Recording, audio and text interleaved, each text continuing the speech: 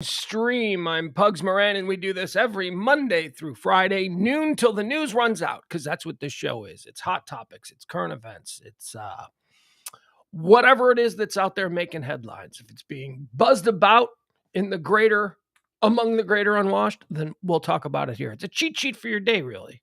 Here's what it is. It's just I give you a whole bunch of topics over the course of the next, hour and a half, 2 hours, whatever. I give you a whole bunch of topics that, people are talking about in the world today. Dinner conversation, So you watch this show at noon, maybe on your lunch break, maybe while you're eating a sandwich. I don't know. And then tonight when you go home and there's nobody talking about shit. I mean, I don't even know. Do you do that? Is that something people do? That's not something I do, but I watch a lot of TV, and it seems to be something that people on TV do, which is they all get together and they have dinner and they talk. I don't know if that's what you guys do. But anyway, if that is something you do, and you watch this show every Monday through Friday at noon, high noon with me, Pugs Moran, now you got shit to talk about. And you know what kind of shit I give you? I give you non-divisive stuff. With this, I don't do politics. Unless there's like a big story that I can cover fairly, or at least, without some just unbelievable bias coming out. Because that's the problem with politics today. I think we judge each other far too quickly and far too gravely, really, on our politics. So that's what the conceit of the show is. The idea of the show, the plan behind this show, this Monday through Friday talk show, in the classic form of a talk radio show, is to give you all the current event stuff with a little bit of pop culture mixed in and some fun and, all that kind of stuff. So join us, won't you? By the way, we do a second stream too. We do a stream called Pillow Talk. That comes on at 9 p.m. Central Standard Time here, also on the Radio Misfit podcast platform, radiomisfits.com for all your podcast needs, and home and production partner of the forthcoming Who Killed Live 105.3. That's right. That's a podcast that I'm doing about the old station we all used to work at here in Dallas. So the Pugs and Parker show, which comes on Monday through Thursday at 9 p.m., we've been using that as sort of a vehicle to just maybe reconnect with some of the people that will be appearing on the Who Killed Live 105.3 podcast. Last night we had a good one. Last night we had Jagger. Oh, Jagger Mafia was in the house. You can listen to all those shows too. If you missed last night's show, you can go to pugscast.com. Pugscast.com. It's a nice little shortcut for you. YouTube. It's the YouTube page. But here's the problem. When you put Pugs and Company or Pugs Moran into YouTube, people love their pug dogs. People love their pug stuff. That's what I'm telling you. So what you get like thousands of like pug dog YouTube channels or appreciation sites or whatever you get. So pugscast.com. Just go to pugscast.com. It'll take you right to the YouTube page. And then, I'm stupid. Like, I'm not really great with the whole computer kind of thing. I know how to do what I need to do, and I just repeat that. I don't know why I'm doing it or what it actually does. So when I go to YouTube, when I go to pugscast.com, I only get like one video. It's just a big white page with one video, and I'm like, eh. But then I guess you click live. If you click, there's like choices. Like if you click the choice live, that's like up there at the top of the page, then you see all the past videos. So Jagger from last night was great. James really surprised me with that one. As I said last night, Jagger was somebody that I wanted to, in my mind's eye, I wanted to speak with him privately before, having him on the stream or having him go live.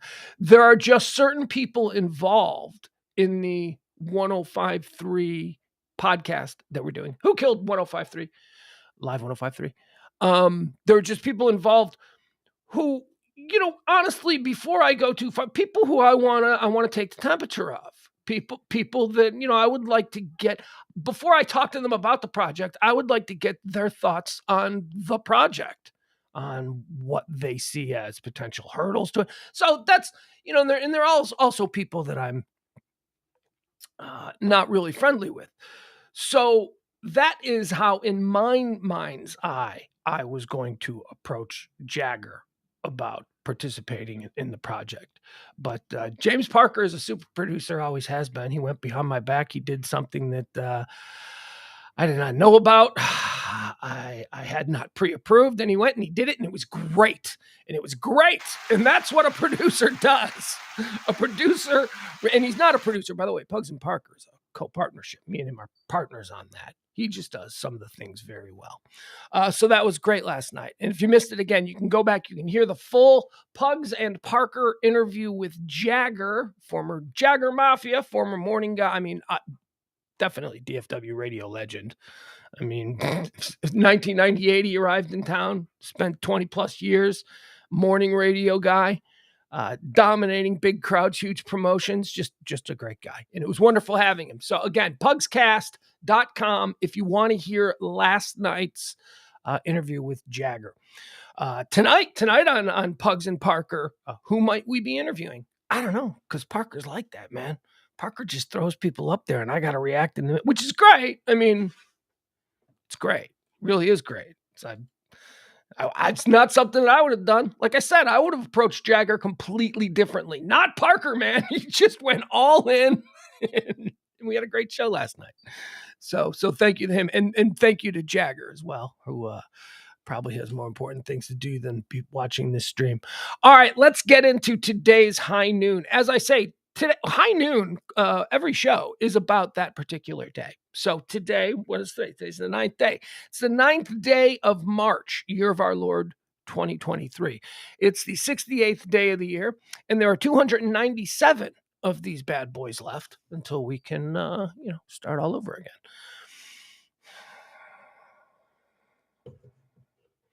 So what we do is we tell you about the history of the day. March 9th.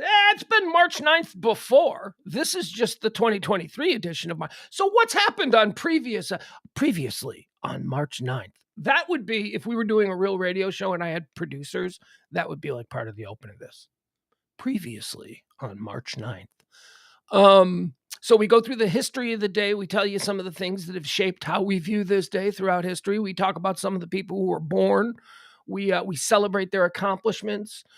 Then we talk about people who have passed. We mourn the passings of people who have dropped dead on this very day. So after we do that, after we have an understanding of the after we have an understanding of the previously on March 9th, once we have an understanding of that, then I feel maybe, that'll heighten our expectations or appreciations for the stories that are making the news today. And that's when we jump into that part of it. So it's basically 3 parts. It's history, births and deaths, and then all the things that are trending today. All right, so let's get into this. As I said, it is March 9th, the 68th day of the year. On this day in 1765, we're going to go all the way back to 1765. After a campaign by the writer Voltaire, judges in Paris posthumously exonerate Jean Calais of murdering his son. Calais had been tortured and executed in 1762 on the charge of murdering his son, though it later turned out that his son committed suicide. Oh my God! What a bunch of bullshit. So it was on this day. So I'll just tell, okay, so we got the story. But it was on this day in 1765 where judges in Paris went, oops. That's basically, the dude's dead. They tortured and they murdered him on some trumped up charge that he'd killed his own boy. Well, first of all, how terrible. Could you imagine you're mourning the death of your son, who I'm just assuming he loved. You mourning the death of your son, and then they're like torturing you. Oh, man.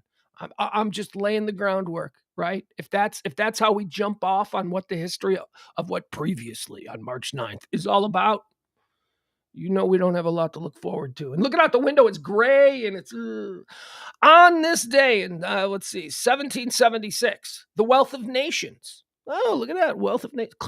Classical economics. On this day in 1776, The Wealth of Nations by Scottish economist and philosopher Adam Smith is published. If you were a fan of The West Wing, you know that President Bartlett, his hero, was Adam Smith. On this day in 1796, Napoleon Bonaparte married his first wife, Josephine. Wait, first wife, Josephine? Or is this the Josephine, like Napoleon and Josephine, or did he just have a Josephine thing? Like, do you ever know dudes like that? Like, have you ever double named? Have you? I've never double named. That's where you date like a girl with the same name, like more than once. Look, twice is fine. Twice. Look, there are a lot of Heathers out there. There are a lot of Ashleys, and if you're a dude who dates a lot, you may on occasion have a couple of Ashleys. That's actually okay. There are certain names that are maybe okay because they are just everywhere. But dude, if you've got like 4 Joannes, you got something going on with a Joanne. One of them Joanne. So I don't know. I think did Napoleon have multiple Josephines as well? I don't know. Whatever. But let's just pretend this was the big one, the historical one. On this day in 1841, the United States Supreme Court rules in the United States versus Amistad that captive Americans who had seized control of the ship carrying them had been taken into slavery illegally.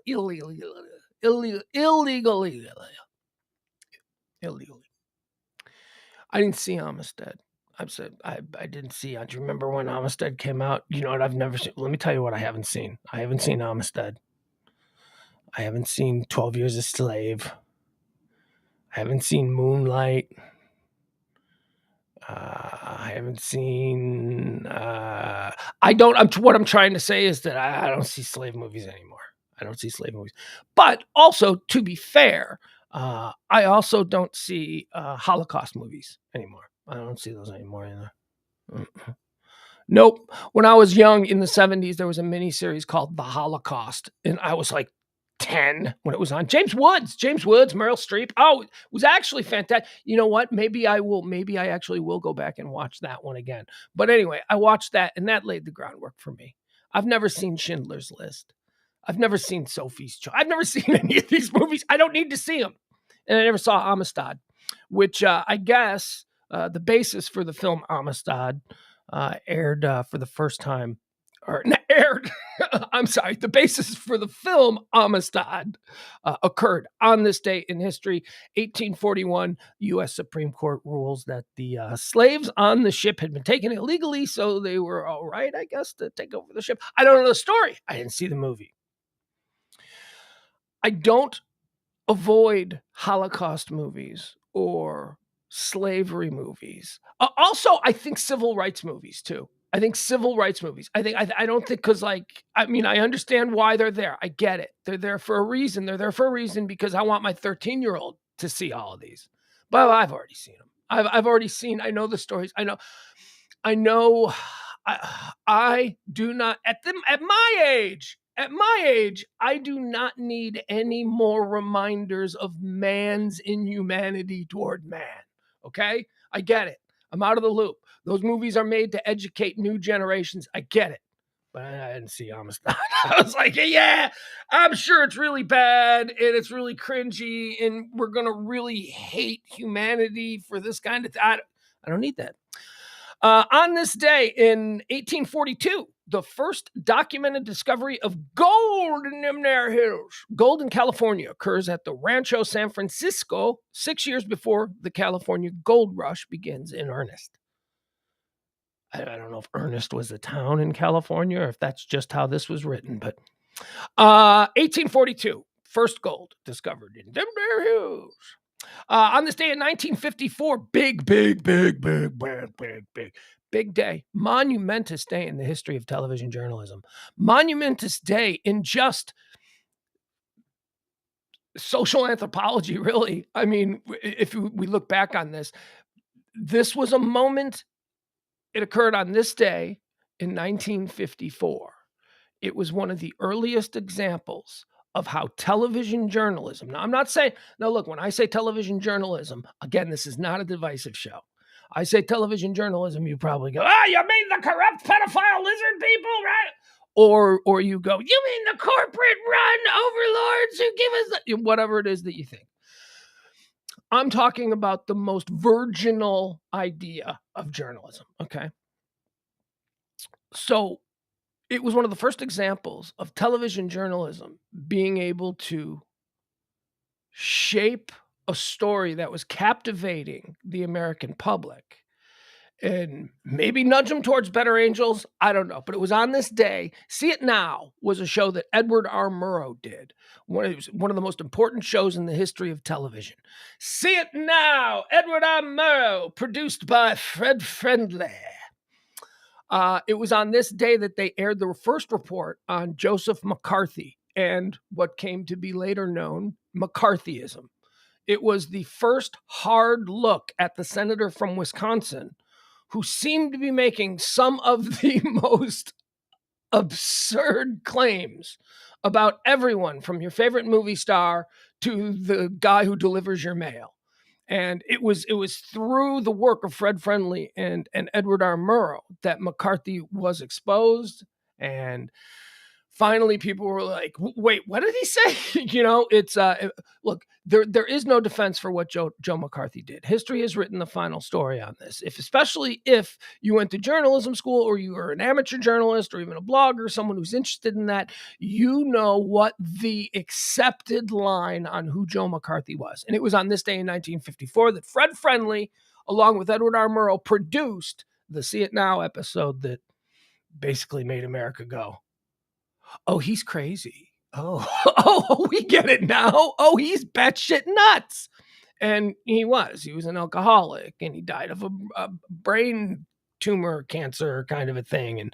And people think that, it was his brain stuff that was making him do all of these things. But man, there were people in America who just wanted to believe what he was telling them. 1954, Joe McCarthy, McCarthyism, CBS television broadcasts See It Now, the Joe McCarthy episode.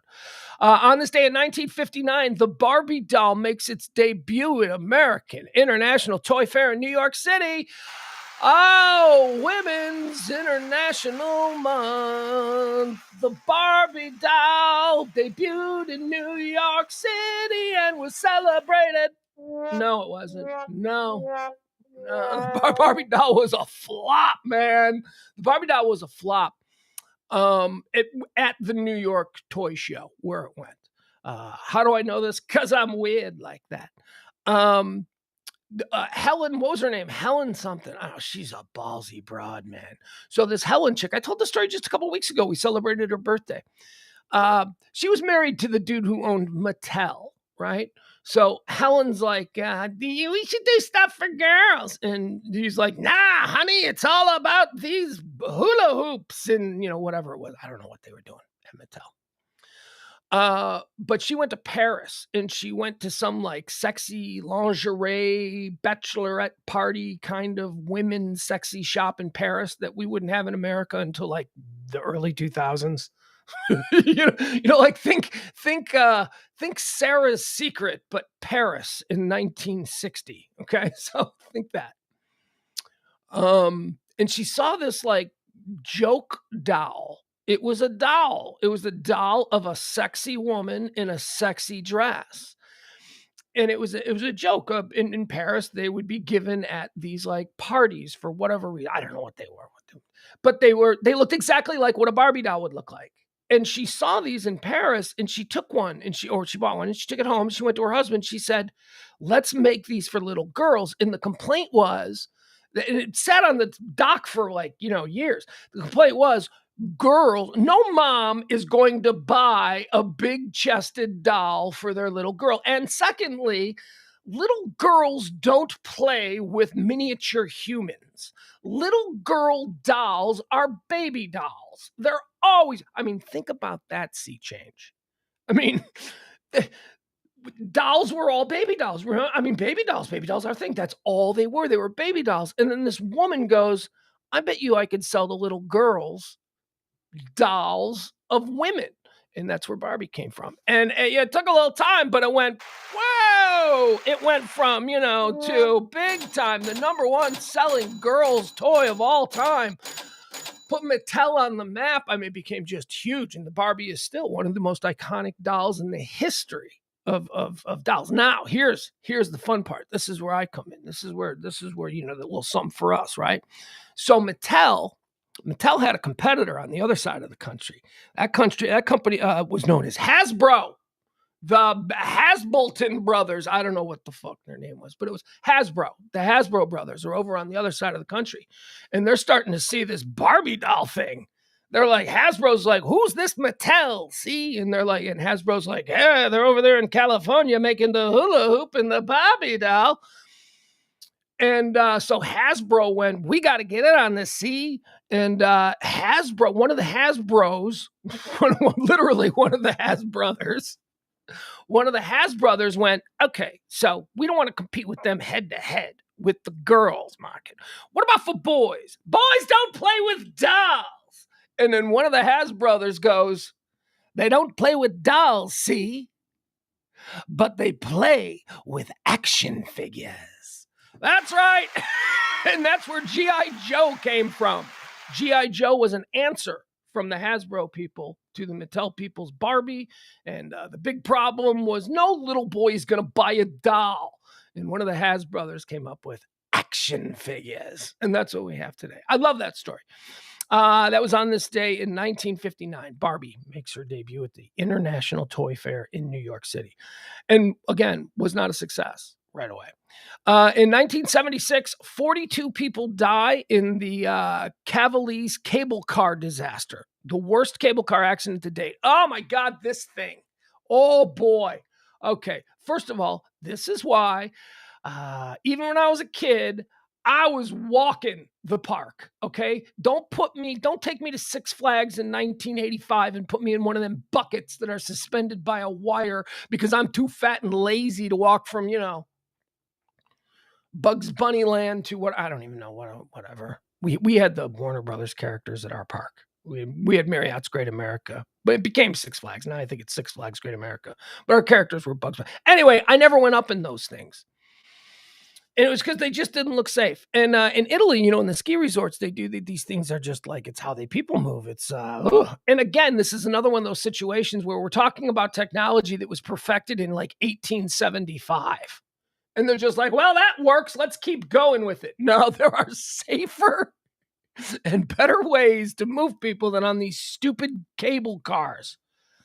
Oh my God. They got modern ones. Like you go to Seattle and like Roosevelt Island in New York and stuff like that. They got modern ones. They got these things that do seem to be far safer.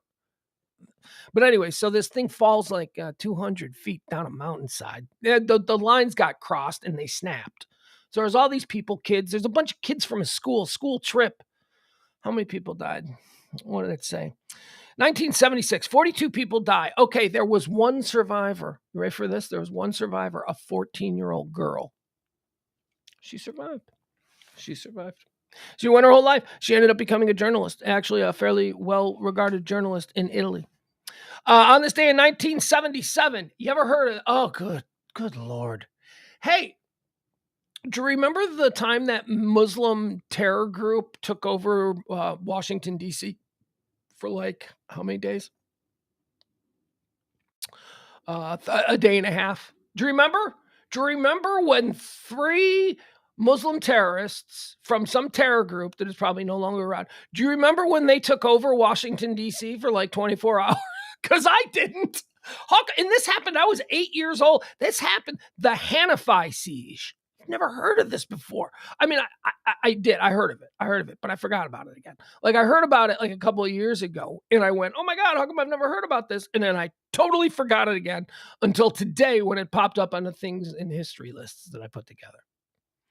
So the Hanafi siege is a 39-hour standoff by armed Hanafi Muslims. They seized 3 Washington, D.C. buildings. All right, let's see what this is about. I do know one crazy fun fact about this. Okay, so here's what I know just off the top of my head about this. The Hanafi siege, it was in Washington, D.C. It was 3 buildings, three federal buildings, I guess, that were taken over by these Hanafi Muslims who were upset about a bunch of stuff that they're upset about. And they took like 100 and something hostages. They had a whole bunch of people as hostages, and it was a big standoff. I mean, imagine if that happened today, right now. Oh, what a crazy Biden's America, right? Whatever. Because we don't know that really crazy shit has happened in this country that if it happened today would occupy the news cycle for the next year and a half. I mean, imagine if a Muslim group took over 3 buildings in Washington, D.C. today, right now. Oh my God. It'd be all we'd be. I'll tell you, I'd be streaming about that story. But this actually happened in 1977. And they took 144 hostages. I don't know how many. 149 hostages. They killed 2 people. 2 people were, no, I'm sorry. They killed one. No, they did. I'm sorry. Excuse me. They did. A police officer and a radio reporter who had gotten off an elevator on the wrong floor. Oops. So they killed 2 people over the course of the 39-day or 39-hour standoff. And they injured another one. They shot someone. Someone caught a ricochet shotgun pellet and it lodged just above his heart, and he had to be rescued from the building.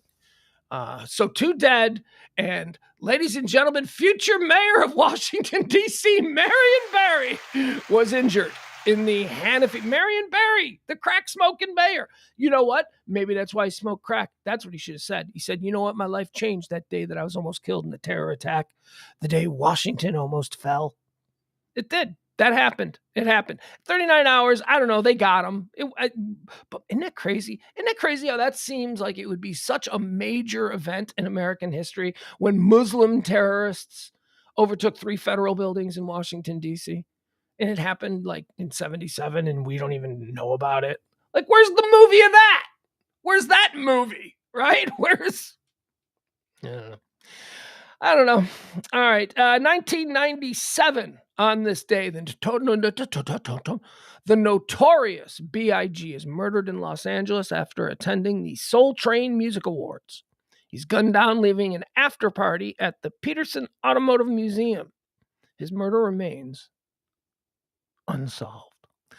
Yeah. You guys seen the docs? I've seen all the docs, right? Oh, wait, you know what? I'm so sorry, you boys. I didn't merge the chat room. Go ahead now. I think I got the chat room working again. There had been some things. All right. So now if you guys want to jump in the chat room, who we got? Who we got in the chat room? We got KB, we got Kevin, my old pal Kevin. We got Toronto, we got Al, we got Byron, we got Frank, we got Joel, we got Jeff, we got Dustin. Come on, one, pull up a chair. We got JBM. Everybody's here.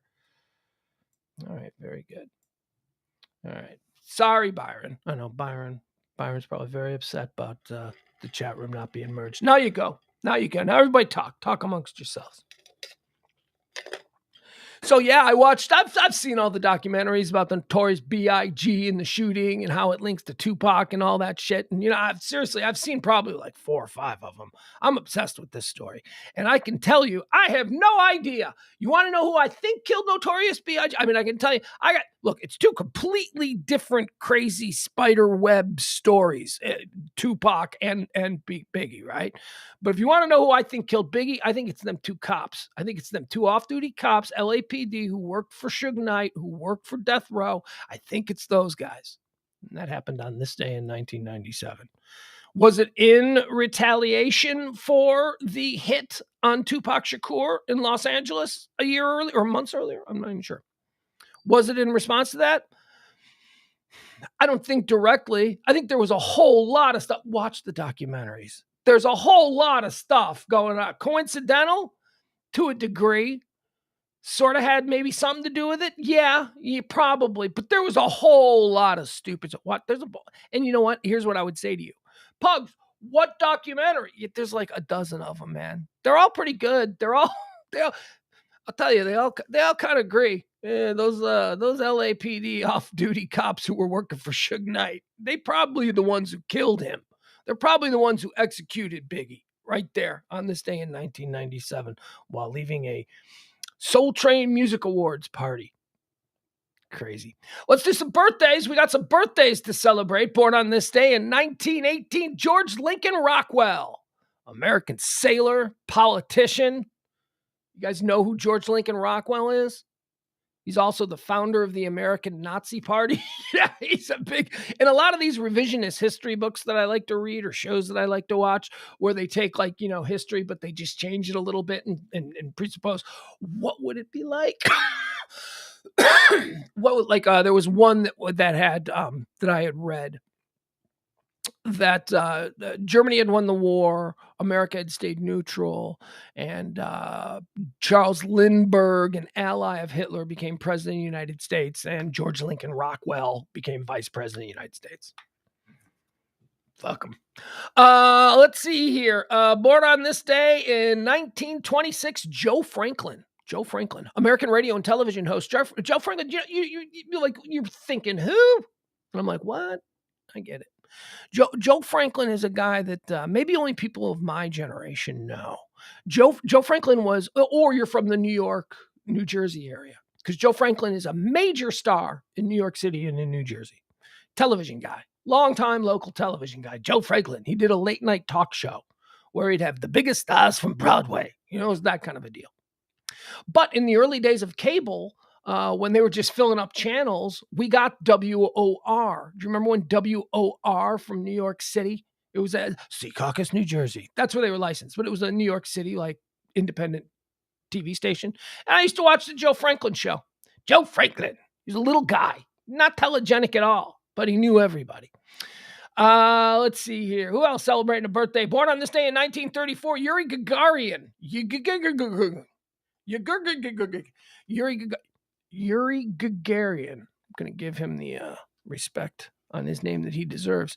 He's a Russian colonel, pilot, cosmonaut, first human being in space. Give it up for Yuri. Give it up for Yuri. The first human. We don't talk about that a lot in America, do we? We don't. First man on the moon. First man on the moon. First we split the atom. We made the nuke. First man on the moon. We don't talk about the first human in space, though, because we got to give credit to the Soviets. They beat us on that one. And had they not beat us on that one, we may not have been compelled at all costs to beat them in the race for the moon. But, through our American lens, we have made the race for the moon more important than the race to put a human in space. And if you know anybody from Eastern Europe or from Russia or someone who's a Russian expat or whatever, they will tell you, yeah, but that's step 2. Step 1 was getting someone to. So through their lens, it's like the big thing. The moon landing ain't that big a thing. If you were raised in Russia in the 1970s, the moon landing ain't that big a thing. Getting Yuri Gagarin into space, just interesting the way, depending on the lens of the culture that you're raised in, your worldview is just a little bit different. Me being born when I happen to believe the moon landing is the greatest achievement man has ever accomplished. But, I might be a little biased with a July 20th birthday and all. All right. Let's see here. More birthdays to celebrate, or maybe not. Dennis Rader, born on this day in 1945. Dennis Rader, ladies and gentlemen, the BTK Strangler. Moving on. Born on this day in 1958, Linda Fiorentino, American actress. Linda Fiorentino. Holy shit. You guys remember her? You guys remember Linda Fiorentino? I don't know whatever happened to her, man. She was for a couple of movies between 1984. I don't know, 83, earlier than that, maybe. Maybe I was even younger.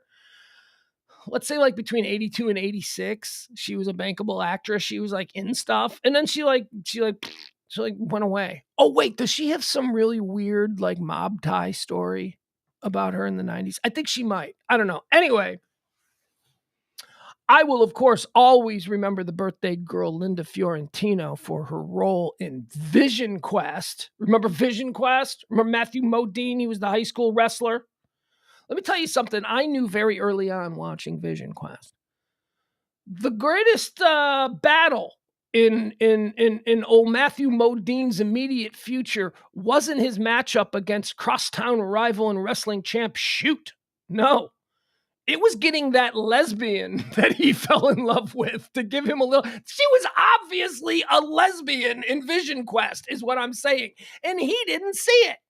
He didn't. Now, I know she eventually came around, but, he's Matthew Modine. That's good for game. That's good for a developing young boy's game to be able to bring a lesbian, even if it's just momentarily, from the other side over to, Straightville.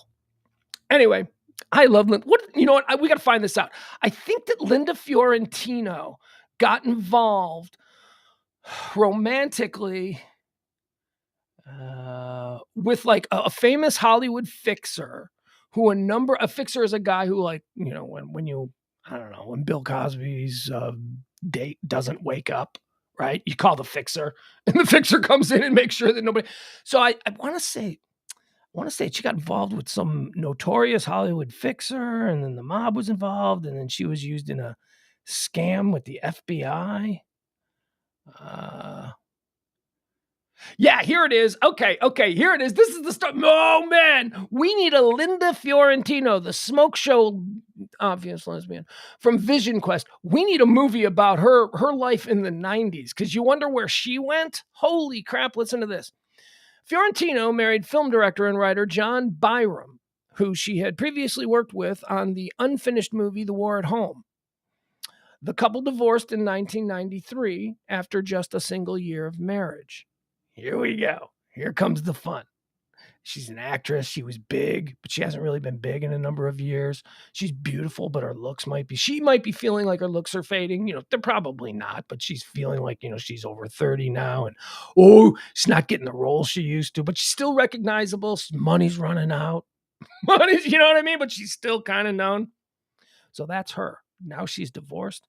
She has a relationship with Los Angeles private investigator Anthony Pellicano. That's who it is. Anthony Pellicano, the guy who, he was the guy involved in the Mel Gibson tapes and all kinds of stuff. Oh, Google search Anthony Pellicano and then just know that his girlfriend was Linda Fiorentino, okay? Google search Anthony Pellicano. Read his Wikipedia page. This dude was into stuff. Okay. She later had a relationship with Los Angeles private investigator Anthony Pellicano and dated former FBI agent Mark T. Rossini. In 2009, okay, see, here's the deal. Pellicano had her honeypot, this FBI agent. Oh, it's a crazy story. Oh, you can find it out. You can look it up. I know I looked it up. Anyway, happy birthday, Linda Fiorentino. Two things about you. One, you were playing that character as a lesbian in Vision Quest, weren't you? Because I was picking up, look, I was a very hormonal teenage boy watching you, and I was very attracted to you, but even I knew something was up. Even I was like, okay, that's one. Two, we need a Linda Fiorentino movie about her relationship with Anthony Pellicano and how she was used as a honeypot to trick or glean information from an FBI agent. Linda Fiorentino, celebrating a birthday, born on this day in 1958. She's awesome. Brian Bosworth, also awesome. Brian Bosworth, born on this day in 1965. You know what I like Bosworth for? I hated Bosworth. I hated the Boz. Like, I hated all of that because, you know, he seemed like a D-bag. I like modern Bosworth. There's a little bit of humility there, right? There's a little bit like the Bosworth of 2023 would never do some of the silly over the top, look at me bullshit of Bosworth 1988, right? He wouldn't do that. And that shows. Sometimes you see he's doing commercials now. He's popping up on sidelines. Happy birthday to you, Boz. Brian the Bosworth. He did do one of the coolest things that I've ever heard of an NFL player ever doing. He was, he was with Seattle, and Seattle was at this point, yes, it was Mile High. Seattle was in a rivalry with the Denver Broncos, and Brian Bosworth was target number one of Denver Bronco fans. Denver Bronco fans hated Brian Bosworth. He was talking shit about Elway or whoever. I think it was Elway back then. And all, you know, just like, So Denver Bronco fans hated Brian Bosworth. So Brian Bosworth, the day of the game, hired a bunch of local people in Denver to sell I Hate Brian Bosworth t-shirts or FU Brian Bosworth t-shirts or whatever. Brian Bosworth himself flooded the parking lot with I Hate Brian Bosworth t-shirts and banked all the money from the Broncos fans. Come on! There's a lot of stories about Brian Bosworth, but that's my favorite. That's my favorite one. Born on this day in 1971, Emmanuel Lewis, American actor. A dude who has a career and who all these years later, I am mentioning his birthday because ABC looked at Different Strokes and said, we need to get us one of them. That's why Emmanuel Lewis has a career. ABC saw that NBC had a Gary Coleman type And they went, we need a Gary Coleman type. And they went and got Emmanuel Lewis. He was born on this day in 1971. Is he still alive? If he's still alive, see, here's the thing about, the Gary Coleman and the Emmanuel Lewis types. I was always of the impression that they weren't healthy. Like Gary Coleman, we know he wasn't healthy. Gary Coleman had a very youthful appearance that he stayed a youthful appearance his entire life because he had some kidney thing. I was under the impression that Emmanuel Lewis had the same thing. So, I mean, that's kind of dark, right? When you think about, we like them and we pay them lots of money because they're always going to look young. This series can run 15 years and they'll never have to leave middle school. That's how they think about it. It's just so dark. It's just so dark. It's so inhumane. Well, that's the world we live in. Who else has a birthday? Celebrating a birthday today, born on this day in 1979, Oscar Isaac. Oscar Isaac, ladies and gentlemen. I don't know who Oscar Isaac is, but I know I like him. He was in Dune, right? Wasn't he the king in Dune? I think that was like the first time I ever went, oh, okay, that dude, I've seen him before. I like Oscar Isaac. Happy birthday, Oscar Isaac. I know he's done a bunch of other things. Star Wars, right? He's like Mr. Star Wars guy, I think. I don't know. Something like that. I got to get off those shows. I can't anymore. I can't even with the new season of Mandalorian. I could care less. There's too much of it. I went in, full heart, can't lose, whatever. I went into the Star Wars universe on Disney Plus thinking, okay, come on, bring it on, Mandalorian, great. And then it became like, Obi-Wan, okay, great. And then it became something that's, okay, great. There's just a new show every week, and I just don't care anymore. I'm burnt out. There you go, Disney. You ruined Star Wars for me. For a guy who saw the original Star Wars in a theater with his mom back in 1977, you have ruined Star Wars for me with your over-commercialization and just bullshit alternative timelines and all that kind of stuff. I don't care. If I want that, I'll go to Marvel. I don't need that from Star Wars. All right, some deaths. Let's talk about some people who died. Dead on this day in 1989, controversial provocateur, American artist and photographer, Robert Mapplethorpe. Bobby Mapplethorpe. Robert Mapplethorpe. Oh, man. Oh, the innocent days. This is back when people were really telling on themselves, right? Like Robert Mapplethorpe was like a huge controversy. Whenever his pictures, like Robert Mapplethorpe exhibition is coming to Cincinnati, and there'd be like, we don't like black and white pictures of people putting things in their butts. You get all of that. And it was like huge news. And here's why I say people were telling on themselves back then.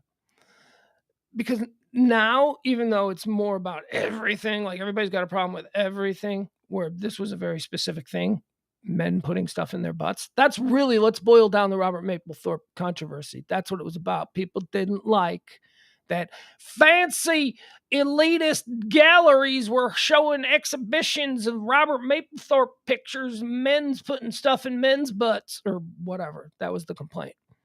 But they were telling on themselves because why do you, this isn't, look, your local beer and wing joint is not hanging Robert Mapplethorpe pictures.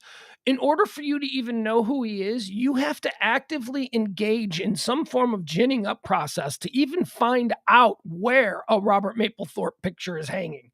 You, the people who are so upset about, here's why I say you're telling on yourselves, because you're really just complaining not about the content. You're complaining that it exists at all because you can easily avoid the content. I've never seen a Robert Mapplethorpe picture. I mean, I've never walked into a place and been like, oh, that's a Robert. No, you have to go to galleries. You have to be a person who's into photography or something like that. And at that point, the hope becomes that because you understand the medium, that you might be a little bit more tolerant of some artistic expressions that others wouldn't be. So you don't, all these people, Robert Mapplethorpe, he was so controversial. I'm like, What are you guys waiting for, like the Charlie Daniels exhibit to come in next? You ain't going to this art gallery. Why are you out here? You would never go to this art gallery. Why are you out here complaining about something that see, this is a freedom issue. This is if you truly believe in freedom, if you truly believe in that, and not just, some tethered to some moral code of evangelical conduct, which by the way is sketchy as fuck. So this is freedom. You don't have to go to this thing, but you shouldn't be infringing your moral point of view on others' rights to go see that thing. That's just pure black and white freedom. Avoid it. Avoid it. Now, if it starts showing up on billboards in the middle of town, yeah. And you know what? I'll be right there with you, because I don't think that kind of stuff, that kind of overtly sexual stuff is appropriate for public. I'll be right there with you. But these people, I just remember, it's like, it's coming to the Hampton Galleries and there are 50,000 hillbillies on our lawn. Why are you people, you actively have to seek out the Robert Mapplethorpe stuff? It's not anywhere. It's not on buses, it's not popping up on your screen. Anyway, he died on this day in 1989, probably from putting stuff in his butt. Thank you. Charles Bukowski died on this day in 1994. Charles Bukowski, American poet and novelist. Someone I don't really know all that much about. I mean, I know the Cliff Notes, but Bukowski didn't really have one book. He didn't have one thing that he could hang his hat on. Bukowski was wrote poetry and stuff like that. He was like a dirt bag, but like John Waite meets Dr. Seuss. John Waite. Wait, John Waite is from the Babies. I mean, Tom Waite. Tom Waite.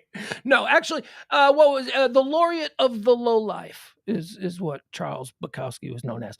He died on this day in 1994. Dead on this day in 1996, George Burns, American comedian, actor, writer, cigar enthusiast.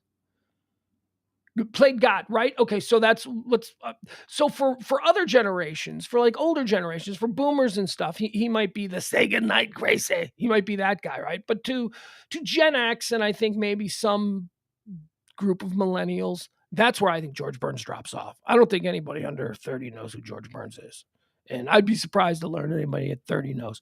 But Oh God, he did those Oh God movies with John Denver. Those are good movies. I started to watch the original Oh God a couple months back. I got 15, 20 minutes into it. I was just I saw it popped up, and I was like, and I'm not talking about that Oh God, you devil bullshit or any of the sequels. I don't need that. Just the original Oh God. And although admittedly I only got 15 minutes into it, because I don't know, somebody probably called me or something. I only got 15 minutes into it, but it was good. I'm like, okay, this is fun. And I put it on my list of stuff that I got to watch with my 13-year-old kid, stuff that he needs to be exposed to.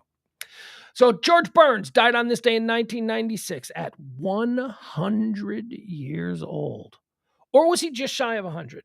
Let's see. Because he was born in 1896 and he died in 1996. But when did Burnsy make it to 100? He did. Burnsy. Oh, God, look at him. He made it to 100. Good for him. Unlike Willard Scott, who we talked about the other day. Willard Scott died on this day, or on yesterday. Willard Scott spent his whole career celebrating people in the morning. Let's say hi to this gorgeous old lady. And then it was some 102-year-old woman. Celebrating 100 years today. Look at this handsome gentleman. And he put up a picture of the crypt keeper. Ironically,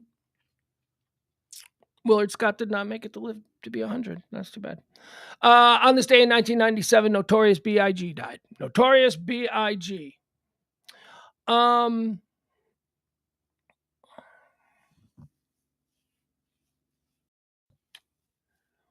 I'm trying to think if my kid made a statement the other day while we were driving. He's really into old school hip hop, which I don't consider old school hip hop. He considers it old school hip hop because it's 90s hip hop. But old school hip hop for me is Sugar Hill Bunch and Grandmaster Flash and all that stuff. Because I'm old. But I'm trying to I think my 13-year-old said that his favorite hip hop song in the genre of old school is "More Money, More Problems," but his famous or his favorite rapper from the era, Notorious B.I.G. There you go. It's something about that. There was something about that song, and then Notorious B.I.G. was something else and a different. Anyway, happy Death Day to the Notorious B.I.G. Happy Death Day to Brad Delp. Brad Delp died on this day in 2007. He is the original lead singer, founding member of Boston. Boston, come on! I love Boston. Boston's a weird band to like, though. Boston's a hard band to like because they take forever on albums. Like they put out an album. Like remember, like Boston puts out like Boston, like the big Boston album.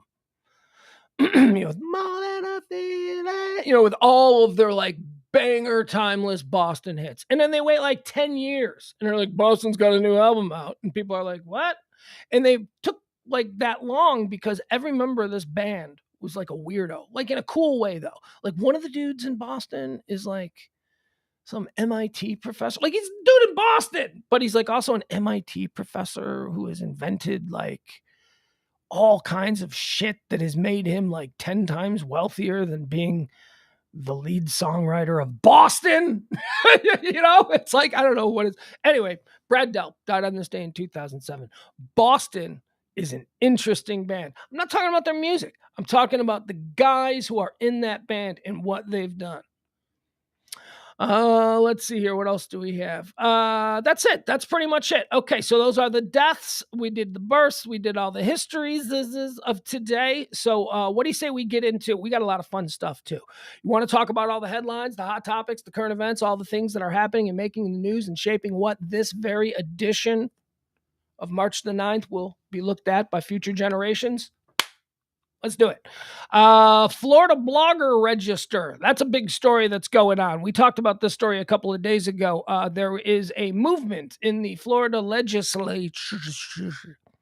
There are certain words I just can't say, and that's one of them.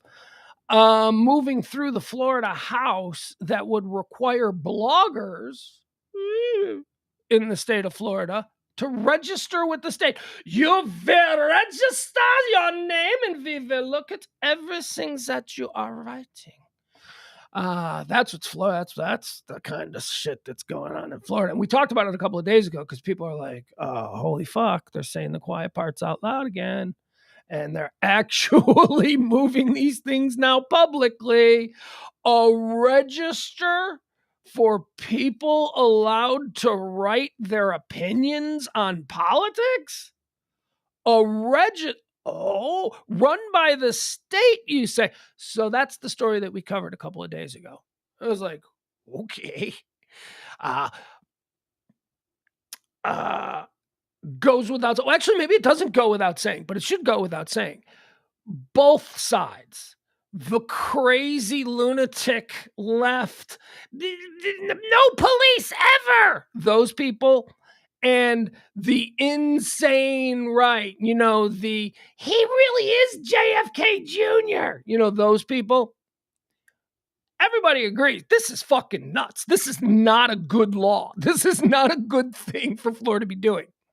So that was a couple of days ago. Why is it making news today? Because opponents of Ron DeSantis, Governor of Ron DeSantis, are attempting to hang and amplify this particular blogger registration law proposal.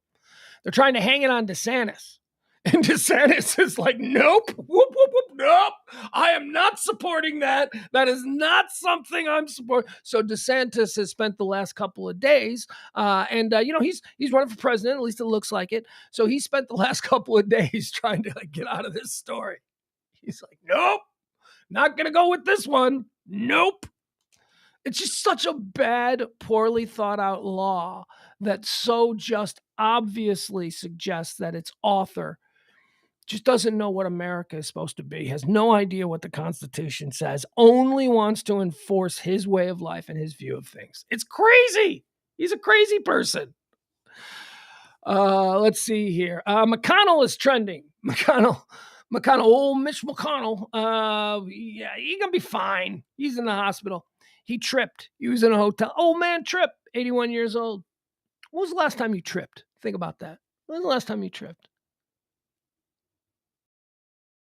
I mean, really tripped, not like tripped and fell. I think, look, life is treacherous. I think that we stumble a lot of times, but we catch ourselves. When was the last time you tripped and fell? Because Mitch McConnell is an 81-year-old dude. He's still in the hospital. He got a concussion. Senate Republican leader Mitch McConnell suffered a concussion after a fall at a local hotel and remains hospitalized.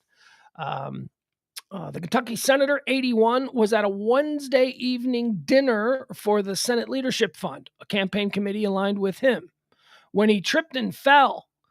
The dinner was at the Waldorf Astoria, Washington, D.C., formerly the Trump International Hotel. Spokesperson David Popp said that McConnell is being treated for a concussion and, quote, is grateful to the medical professionals for their care and his colleagues for their warm wishes. 81, man. 81. You're tripping, you're falling, you're out of control, your bones are made of peanut brittle. 81. He's fallen. When was the last time you fell? I asked you that. Did you think about it? Anybody in the chat room? Nobody. Who cares? You people don't care. You don't play along. You didn't recognize my cue. My cue is for you to start posting last time you fell. And I mean really fell, because Mitch McConnell fell last night in a hotel room in Washington. I can't remember the last time I fell. Thankfully. Oh, yes, I can. Yes, I can. I fell back in November on the icy driveway. But ice, does that count? Does that count? That seems like ice you should expect to fall. So I guess I would say, when was the last time I just fell without the aid of ice? Or, I don't know. We're not going to spend much time on that. But that's why Mitch McConnell is trending. Frank says the last time I fell was like last week at home. Okay. Okay. Sorry I asked, Frank. Let's see here. What else do we have? How about this one? Biden's billionaire tax. Hooray! Is it, or is it? We don't know. Byron's billionaire tax. I'll tell you this. You know me. I likes the sounds of it. I likes the idea. You know what? I'm just going to refrain from any commentary that might reveal either my socio or economic positions. The Biden administration is set to propose a series of tax increases for wealthy Americans and large corporations. Bloomberg first reported, and Axios has confirmed this. Driving the news, the new budget request to Congress, which is to be released on Thursday, it includes a 25% minimum tax on the richest 0.01% of Americans. 25% minimum tax. They'll just leave America. Where are they going to go?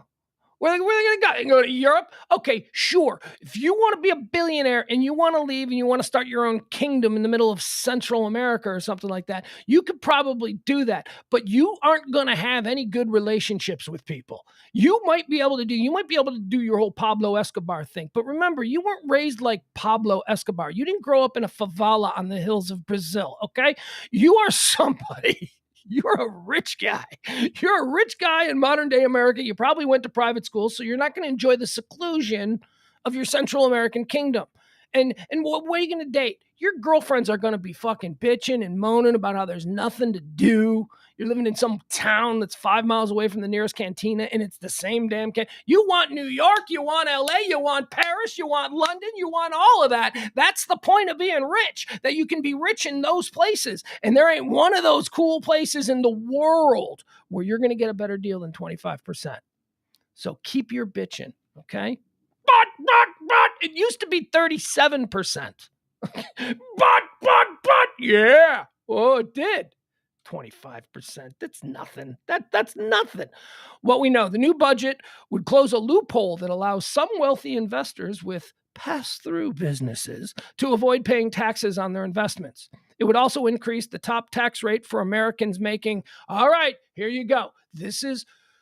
You need to be concerned. If you're watching this right now, here's who it's going to affect. It's going to affect you if you make more than $400,000 a year. Okay, do you make more than $400,000 a year? I don't think many of you in the chat room do. Maybe. I don't know. I sure don't. I think most of my friends don't. Well, actually, that's not true. I know people who make more than that a year. But what I'm saying is,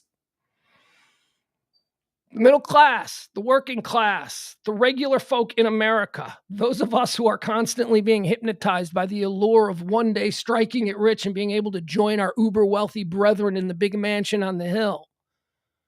We need to stop daydreaming, and we need to start recognizing that these kinds of things are good for us. I'm not talking about the welfare class, and I'm not talking about the inbred hill folk. I'm talking about us normal people. It would also, additionally, it would raise income levies on corporations and billionaires. The budgets would set the corporate tax rate at 28%, still well below the 35% rate that prevailed prior to 2017. The administration is scheduled to hold a briefing on the proposal Thursday morning. I didn't see that briefing because this stuff is boring, but okay. Instead of slashing everything, how about we just rework the taxes? How about we rework the taxes? How about this round of tax reforms, we try and give a break to us, the working class folk, the regular people. How about we get the break this time? Because last time we didn't get the break. We did not get the break. We were told we got the break, and it was all very complicated, and things were moved down the road to, well, you don't have to pay this until 2025, even though it's 2021. All right, and so it all looked great, but it really wasn't. It was a shell game. It was a shell game that a bunch of rich people played on us. And the tax system is completely jacked up now. They're cutting everything. So all we got to do is just, like I said, what are these this idea that, well, they're all just going to leave and go where? Where are they going to go? Again, I know the idea of building your own Central African kingdom is alluring, but come on. Nobody's going to want to live with you there. At least nobody that you want to be with, because anybody you want to be with, enjoys the south of France. And you have your head explode. You find out what the tax rate is in the south of France. Jeez. It ain't 25%. I'll tell you that much. All right, here's a fun one. Tennessee's lieutenant governor. Here's a story about a lieutenant governor in Tennessee. Tennessee's getting in all kinds of heat, all kinds of smoke. But to be fair, also from other people, all kinds of applause for their trans laws. I'm sorry, not trans. I don't want to. Well, I'm sure that they've got some trans laws in the hopper. They're going to turn a few heads, but these are for the drag show laws. So basically, it's illegal in Tennessee now to just at your local taste of fair to just start an impromptu drag show on the street. It's like you got to have permit, or actually, no, is Tennessee the complete banning? I thought it was still 18 plus. It doesn't matter. Whatever.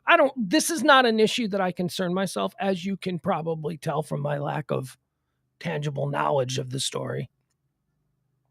This is not a story. Drag show issues are not a real story. That's a distraction story. And if you don't see it and understand why, whatever. God bless you. So anyway, this lieutenant governor, who's all on board with these what are being called, not by me, draconian drag laws. He got himself outed. He did himself a little thing-a-ling-a-ding-ding. Anti-drag Tennessee lieutenant governor really loves this LGBTQ man's thirst traps. So they found this guy. Here, I got to show him to you. And then I got to tell you the story of what he's getting into. Because it's funny when you look at it. Because you look at him and you're like, oh, you dirty dog. You are a dirty old dog, you anti-trans, anti-gay. What are you? You are a complicated man, aren't you, Lieutenant Tennessee Governor? What's his name? I don't know. I don't even know what his name is. Let's get his name out there. Lieutenant Governor Randy McNally. All right, let's get a look at him. And I'll tell you what kind of dirty dog business he's getting into. Here we are. All right. Here we go. Look at him. He looks like he's out there shaking hands outside church every Sunday, doesn't he? Oh, yeah. You know what he does in his spare time? He's got some friends on his social media pages. He's got a bunch of male prostitute friends. And All you got to do is just look at his little histories there, and you can see all the things that he said. As one of the top politicians in deep red Tennessee, Lieutenant Governor Randy McNally has joined the anti-LGBTQ wave sweeping the Republican Party in that state. With McNally as the head of the state Senate, Tennessee passed bills earlier this year banning transgender children from receiving gender-affirming care and outlawing drag performances from many public spaces. But on Instagram, oh, look at this dude's got an Instagram page. Do you think he's public about it? Like, do you think it's, well, maybe as lieutenant governor. No, this can't be his official lieutenant governor Instagram page. He couldn't be that. This has got to be like a burner page that I'm sure like he's got grandkids. Actually, I think he's got great grandkids. So like it's probably a thing where like, oh, Grandpa's not on Instagram, and then Grandpa's like, yes, I am. Man lover 5. That's me on Instagram. McNally on Instagram takes a more encouraging tone towards at least one, in particular, LGBTQ youth, leaving heart emojis and other compliments on raunchy photos of the aspiring 20-year-old Tennessee performer, including one extremely close-up butt shot of the man's rear end. McNally's Instagram comments, which were first reported by digital news sites, the Tennessee Holler, were left on the page of Knoxville native Franklin McClure. So Franklin McClure is the thirsty young boy who's doing the "look at my butt, daddy." There's this whole subset of society out there doing this stuff. Look at my butt, daddy, and they put it up there on Instagram, and then like daddies like this dude. They're like thirst scrolling in their office over like 20-year-old shirtless boy. Oh, it's so weird. Man, see, this poor guy, look at him. He's like, how old is he? What is he, 78 or something? This poor guy has not been able to be sexually happy or sexually open his entire life. He's born into it. Gay is bad. You can't be gay. You're burning in hell. So he has done everything in his public life to, play the game, and God love him. But Jesus, here he is now, 70-something years old. And everybody's like, you're gay. It's got to kill him. I mean, in a way that it wouldn't kill like a 25-year-old today or somebody much younger. It's like, you're gay. They'd be like, yeah, okay, I'm gay. I'm totally cool with it. This guy is not totally cool. The dudes he golfs with, the dudes he hangs out with, totally not cool with these revelations. So one of the things on the ass picture, Lieutenant Governor posted, "Great picture, Finn." So Lieutenant Governor of Tennessee saw the 20-year-old boy putting his bare butt up to the camera lens, and he responded, "Lieutenant Governor of Tennessee, great picture, Finn." And then he added, "Best wishes on the continued health and happiness." Oh, he's creepy. He's creepy weird. McNally responded to a picture of McClure. So Lieutenant Governor responded to a picture of boy toy wearing skimpy underwear in September with heart emojis, adding, "I love it." So he's in his skimpy tighty whities taking a picture, and the Lieutenant Governor of Tennessee is commenting, "I loves it." In January, McNally posted heart emojis on a picture of McClure that exposed his genitals. That same month, Lieutenant Governor McClure posted the close-up picture of his butt covered. The same month, McClure, the boy toy, posted the close-up picture of his butt covered only in underwear. And then the Lieutenant Governor wrote, "Finn, you can turn a rainy day into rainbows and sunshine." So he's, again, like his picture of his naked butt. He went back. He had to comment again. He had to stare at that butt a little more. And while he was there, he made another comment. And that comment was, Finn, you can. Now, again, this is a lieutenant governor in Tennessee who is pushing through all the anti-LGBTQ stuff. And this is what's going on his secret Instagram page. Lieutenant Governor McNally also commented on McClure's videos. In December of 2022, in a video, McClure, the boy toy, suggestively wiggled his tongue while singing. McNally responded with hearts and a flame emojis, adding, very good. In a statement to the Daily Beast, McNally, spokesperson, this is a spokesperson for the governor, I don't know if the boy toy has one. In a statement to the Daily Beast, McNally spokesman Adam Kleinherder insisted that McNally is just a prolific social media commentator. So it's real. The lieutenant governor's spokesperson is agreeing that he just likes. They're not denying it. They're saying, he likes to comment on social media. Why is lieutenant governor commenting on the page of a boy toy on Instagram with flame emojis? Come on, man.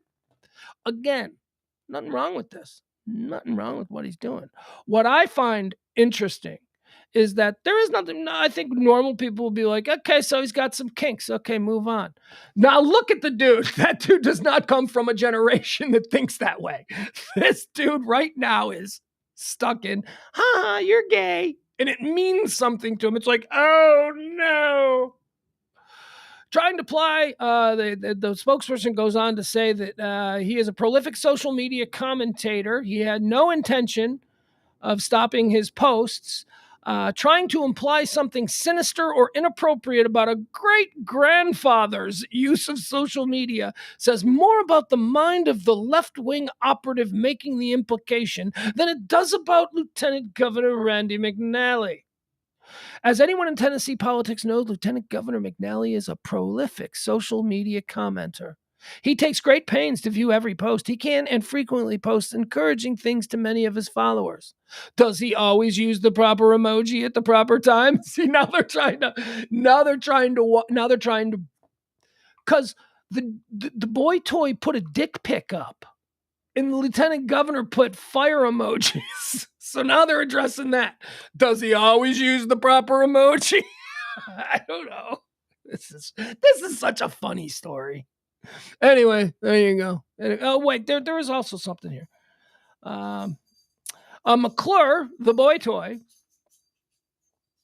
Oh, wait, no, here it is. McNally's interest in McClure extends beyond the young man's own Instagram account. He also follows a fan page of the boy that posts edited pictures, including one with a background declaring him a bad bitch.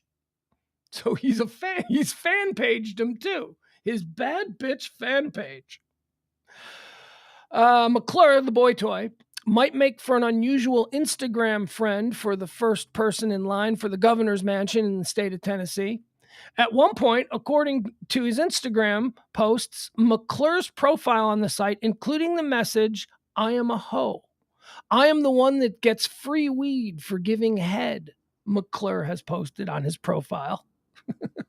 And the governor, lieutenant governor, that's funny. McClure told the Tennessee Holler that he's never actually met the lieutenant governor, but that they've been online friends since about 2020. In a series of Instagram direct messages, he's DMing him. In a series of Instagram direct messages, McClure told, this is with the Beast. McClure told the Daily Beast he thinks McNally follows him because he enjoys who I am. I hope he can extend that kindness by trying to make sure no bills are passed to hurt anyone like me. Oh, man. All right, that's funny. Come on, that's funny. Look at that guy. That guy's not taking this well. This guy has been secretly in the closet for 70 years. He's a great-grandfather for crying out loud. And now on this day, March 9th, 2023, he's got to walk around. He knows everybody thinks he's gay. And that, to a man of his age and his generation, the worst thing you can be. Not to other. Thankfully, that's what progress is about. Thankfully, most people now are like, hey, he's gay, cool, whatever. But not to this dude's generation. That's funny. What else? Excuseflation.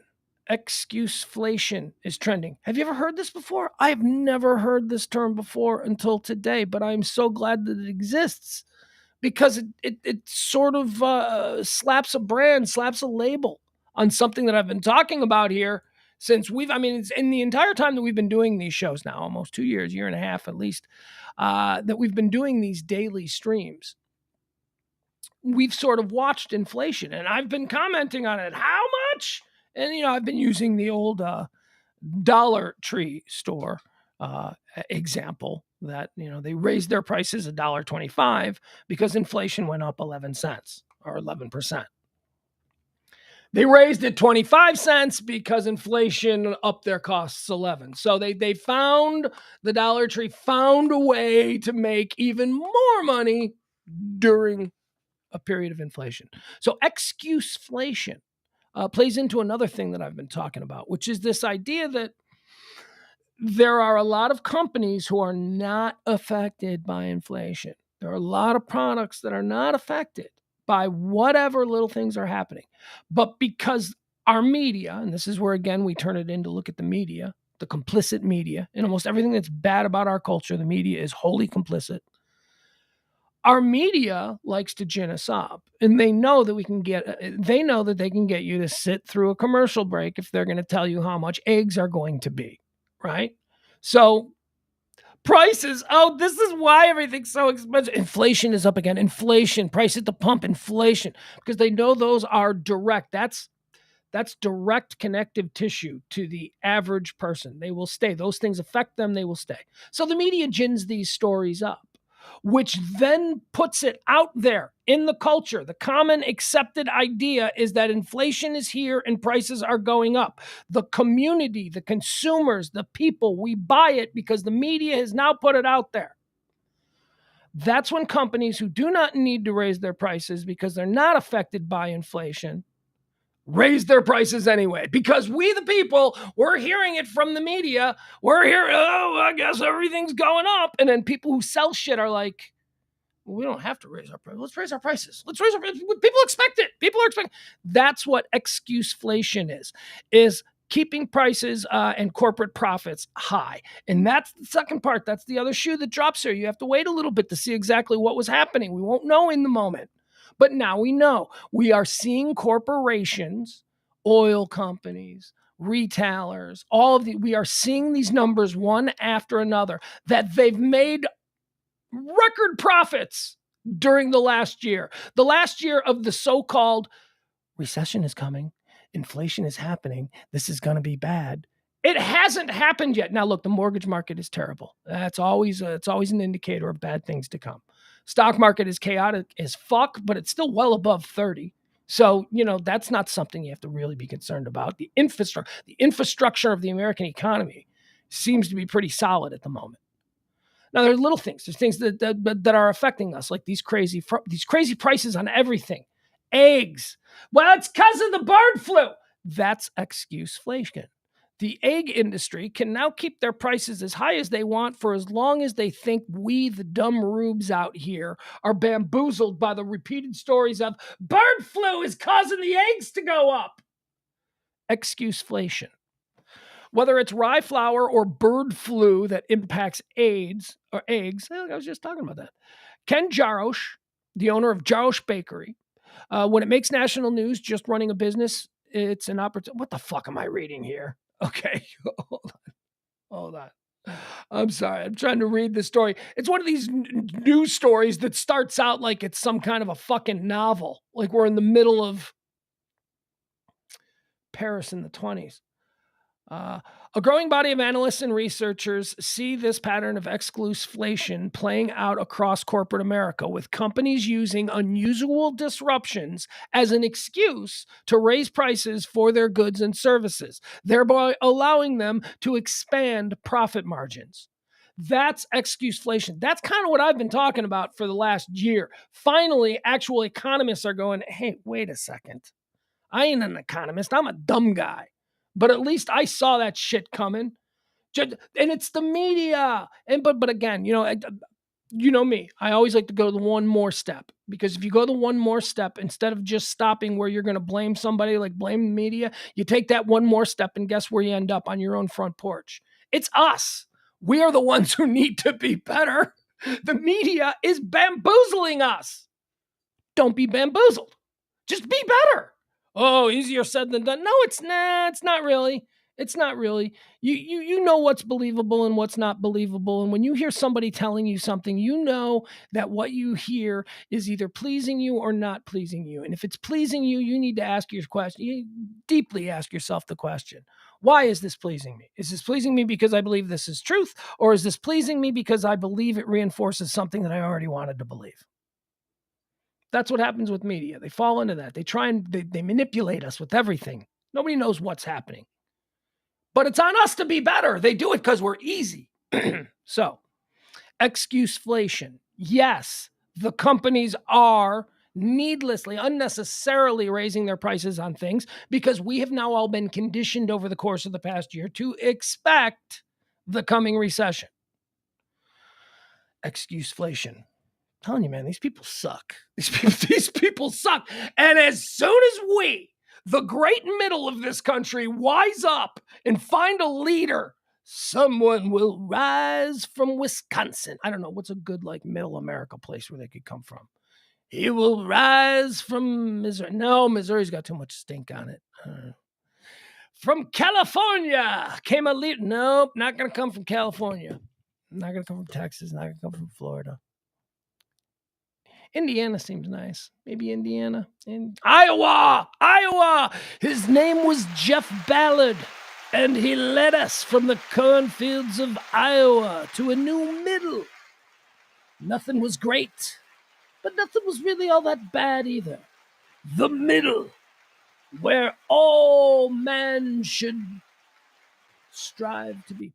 Tiger Woods is trending. Tiger Woods got himself in a situation with an ex-girlfriend. She all right, so I'm a guy. Look, I make no excuses for who I am because in my soul, I know that I'm a decent person. I know I'm a good dude. I do. I know that I'm a good dude. I know I am also very self-aware. I know what my shortcomings are. All right. We don't need to go into a list of my shortcomings, but ultimately, I mean, I think that I'm a good person. Like I know right from wrong. My mother is incredible. My mother like really just chained me with a moral anchor from the very earliest. So I know I'm a good person. But when you tell me this is Tiger Woods' ex-girlfriend, I'm going to look at her to see how hot she is. That's just what I'm going to do. And again, I reiterate, I'm a good person. Tiger Woods' girlfriend, did you know he was dating this girl? Here, let me show you this girl. This girl Tiger Woods is dating. He was dating. And then I'll tell you the story because it's a crazy story. Oh, it's Tiger Woods. So we'd love for... Okay, hold on. What? Am I not going to be able to show you because I've clicked on... You can't. What the fudge? Bum, bum, bum. All right, never mind. Never mind. You're not going to get to see Tiger Woods' girlfriend. There's nothing wrong with her. She just doesn't seem like she's Tiger Woods' quality, at least not from the lone picture that I'm seeing here. What is this? Golf Digest? The story appears in Golf Digest. Her name is Erica Herman, and apparently they dated for like a year, and he gave her a house to live in. Like, I guess he's got like a bunch of houses like near his place and he just puts girls in them because he's Tiger Woods and he's a billionaire and you can do that. So he's probably just bought a bunch of houses, you know? It's like, yeah, Tiger, they develop in this area by the golf course. You should buy, and Tiger buys 10 lots, right? And they build the houses and, maybe he has a little company that rents them or maybe he just stashes girlfriends there, whatever. In this case, Tiger Woods has a house a couple blocks from his own house where he stashed this Erica Herman. And they were dating. They were publicly dating. So I guess stashing might not be the proper word to use. But they were out. They were in public. They were dating. And they broke up. And now Tiger's like, you got to get out of the stash house. And she's like, nope, you said I could stay here 6 years. And he's like, why would I say that? Well, probably because, they're probably being romantic. I'm sure that things were uttered. I don't know exactly what made it to the lawyer's documents, but that's what Tiger Woods got going on. Tiger Woods' ex-girlfriend, whose relationship with Woods ended in October, has filed legal complaints against Woods over a non-disclosure agreement and also her residency at Woods' house in Yuba Sound, Florida. All right, Tiger's kind of back. Tiger's kind of back. Tiger was I saw him a couple weeks ago, right? Didn't he? He's golfing again. That's good. He's got some tabloid stories about Tiger Woods' romantic life. Tiger's back. Good for you, Tiger. He's the GOAT. He's the GOAT. Tiger Woods is the GOAT. I don't even know anything about golf. Tiger Woods is the greatest golfer of all time. Okay, let's just stop right there.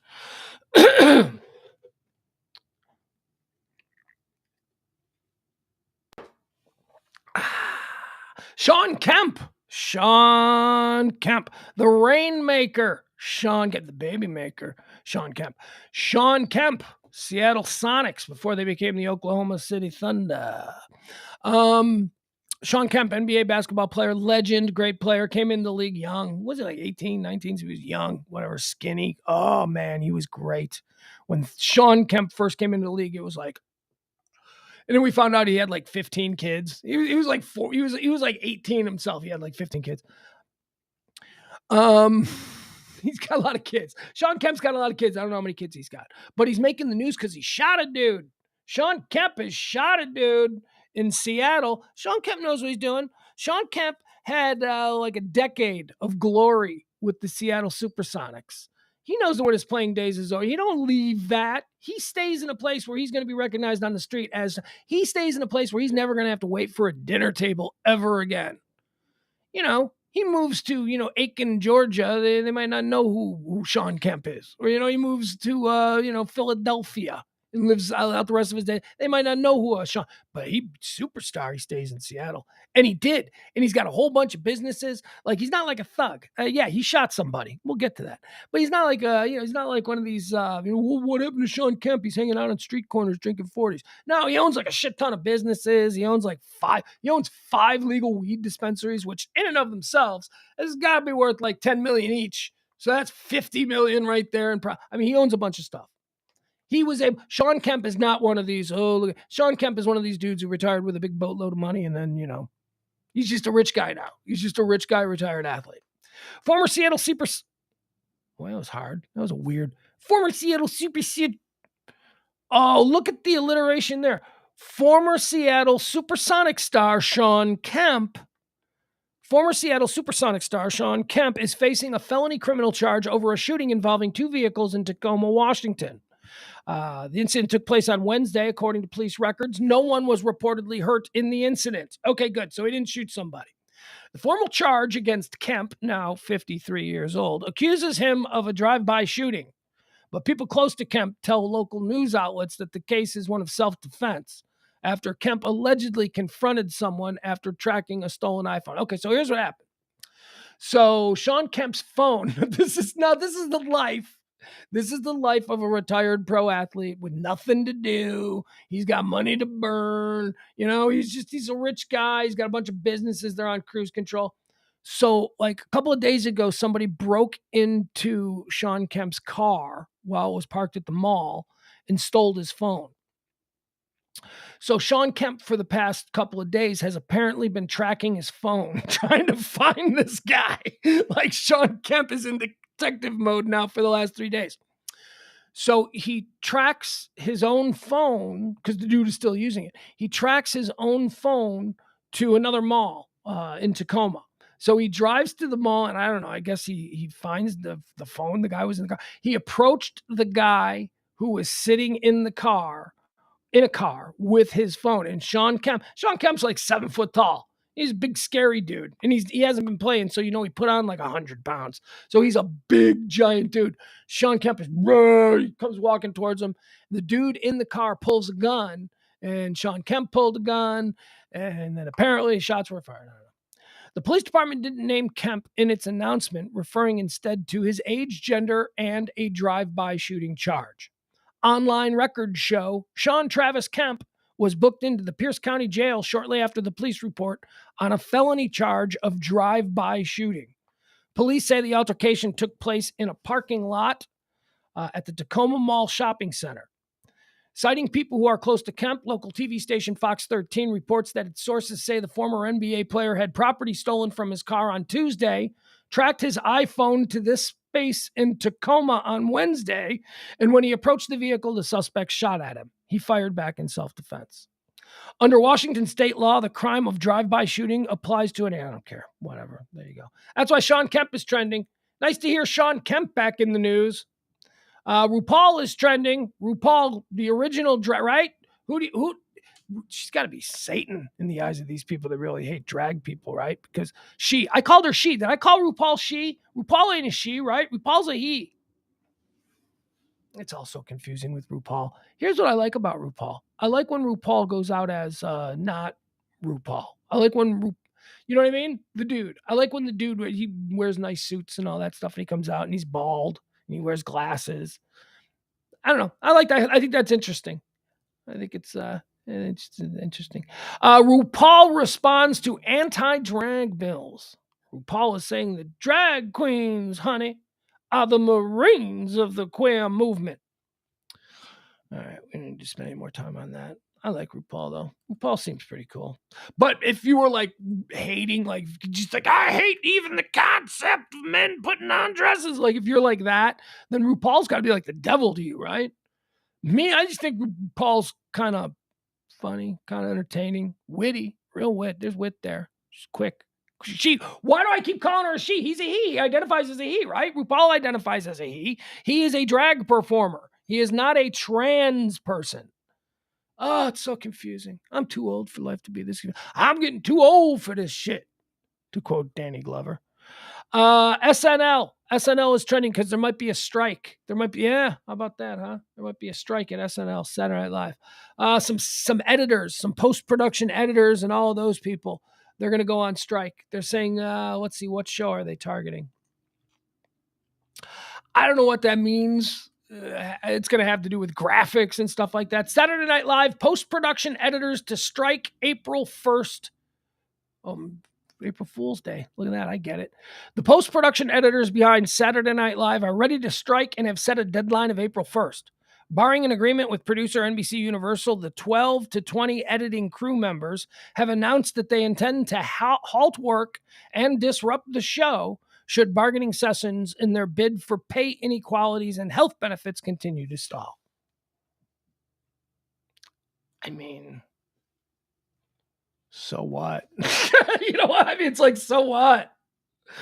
They'll just throw on a rerun and then just hire, I believe in unions, but I don't know that editors at Saturday Night Live need a union. I don't know that that's like a nationwide force of people who could be exploited, that they would need the protection of a union. See, I don't know. Netflix. Oh, check this out. This is fun. This is cool. This is awesome. You're going to like this.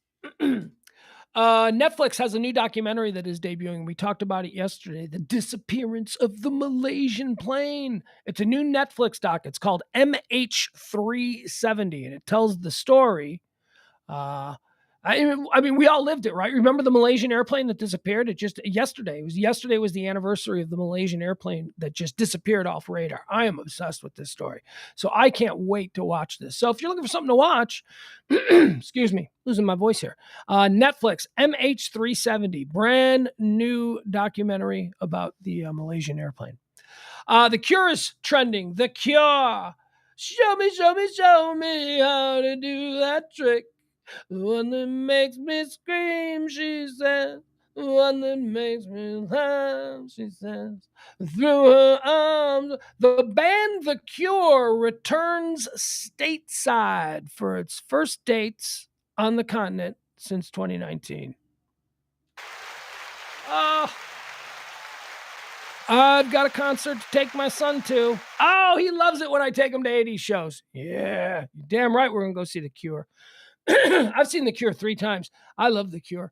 Look, when you say you see The Cure 3 times, I understand the connotation there is that, you waited in line, you got tickets. That's not really how it worked. Like one time I saw The Cure, they were playing on a bill for a Christmas show that the radio station that I worked at was putting on. So that wasn't really me going to see The Cure. The other time, it was kind of the same thing. It was another radio station thing.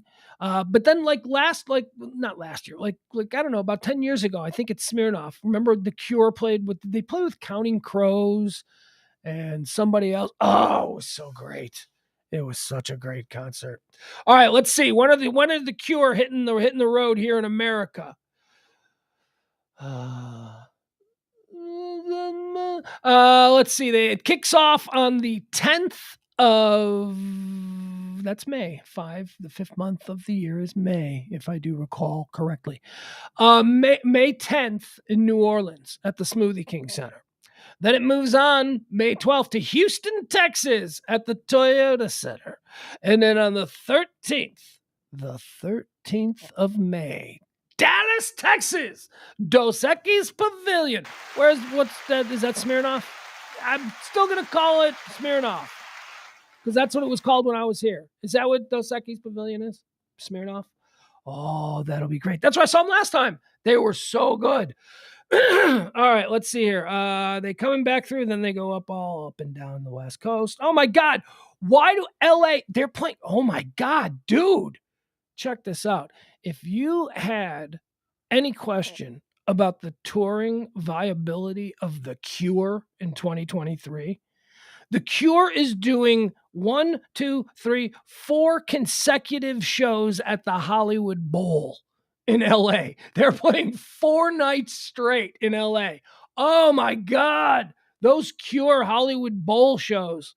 Maybe some parties afterwards. All celebrities. And let's see. They come back Chicago. For my Chicago friends, they'll be at the United Center, the house that Jordan built. They'll be at the United Center on June the 10th. The Cure is going on tour. Comedy Mothership. Comedy Mothership is trending. Do you know what Comedy Mothership is? It's pretty cool. I love this. I support this 100%. Comedy Mothership is a new stand-up comedy facility. At this stage, it's a room, but there are big plans for it to be almost like an Austin, Texas-based commune for comedy and developing comedy and a place for young comedians to come. This is all a part of Joe Rogan's master plan. He moved to Texas 2020. I think it was 2020 when Rogan moved down there. But he'd always talked about he wanted to open his own club because one of the things that he's going to miss and the thing that kept him in Los Angeles for a long time was his affiliation with the Comedy Store. He was... he liked to hang out there with all the comedians. So the task at hand for him was, if he does move to Texas, how is he going to lure all of his friends down to Austin? And he said, I'm going to build a comedy club. I'm going to build a really cool comedy club. Now, the club itself is, again, as with everything in this world, Joe Rogan has been politicized. I tend to look at Joe Rogan and choose to consume Joe Rogan from a non-political perch. I just think he's interesting sometimes off his nut at other times. And, that's it. But the whole idea with the cancel culture in comedy, I've always, I've always sort of wanted to draw a line there at comedy. I think stand-up comedy needs to be the idea that stand-up comedy has to be nice is an objective of somebody who doesn't understand comedy. The idea of comedy is to create in the viewer or in the consumer of the comedy some sort of a euphoric experience, whether it's a smile, whether it's a giggle, whether it's a laugh. It doesn't matter. Something goes off in your brain and little endorphins squirt out. That is the job of the comedian. The job of the comedian is not to have a constant, I'm going to say, not to have a constant thumb on the scale of what is socially and not socially acceptable. I think that comedy, there should be no rules. I think that if it's bad comedy, it won't survive. But if it's comedy, and if it just makes people, and then people get into the whole argument, but what about the people it's making laugh? Oh my God. Okay, so now we're going to criticize the audience for laughing? Now it's like, yeah, but he just placates to the worst people. No, I don't know. Some comedy that has been cancelable over the last few years. I think the best example is Dave Chappelle. I love those Dave Chappelle specials. I don't think Dave Chappelle is a terrible person at all. I think Dave Chappelle is probably a pretty decent human being. And I think that there is opportunity for others to sort of get some attention for themselves by trying to tear down people like Dave Chappelle, who do from time to time say provocative things. There's a difference between saying something that is provocative and saying something that's overtly offensive. I don't think Dave Chappelle is in the game of being overtly offensive. I think he says provocative things that make people think. And while people are thinking, maybe they inside their own heads stumble across an area that really freaks them out. And that's when Dave Chappelle gets in trouble for that. I don't know. Anyway, Comedy Mothership is the comedian and podcaster's effort to launch what he's described as an ideal venue for comics and an effort to terraform the Texas Capitol into a major live comedy hub. It's there on 6th Street. It's a club. They're going to open up with a whole bunch. They're going to have big names. They're going to big name touring comics. It's going to be no holds barred. You're going to be able to, any kind of comic is going to be. Apparently, there are a whole bunch of comedy clubs across the country that will not book comedians. And a lot of times, and this is a problem that I've heard from my comedian friends, a lot of the times a dude in a club in Indianapolis will be a complete asshole and the comedian will just get sideways with him simply because the dude's an asshole, he's a jerk, and then that dude will get on the phone and put it out there that he's doing material that isn't good, and then that guy can't get booked. This is really happening because the big comedy clubs in America are very afraid of the whole cancel culture thing. So Joe Rogan's attempt here is to just open up a comedy club that's going to allow touring comics, no matter what, whatever their content. Look, let's not be stupid. Joe Rogan's not going to allow some Hitler Youth comic up there. I mean, at least I hope not. And until he does, I'm going to support these kinds of efforts to encourage the next generation of great comedian, because I got to be honest with you. I have seen some of the things I used to love. If you want to talk about the era of comedy that birthed me, or that I really came about in, it would be that 90s new alternative comedy scene. The Bob Odenkirks, the David Crosses, that kind of stuff. That was my comfort zone. That's where the current alternative comedy scene is in. It's terrible. It's just, I don't find it funny. I don't think that they're uber safe, super respectful way of doing comedy appeals to me. I like a swagger. I like a big swaggering dick asshole up on stage telling me the way it should be. Is he right? No. Is he funny? Yeah. And we have to allow us, the comedy audience, to make that distinction. There's too many people out there who don't want us making that distinction, and they just want to shut the comedians up. Let them be funny.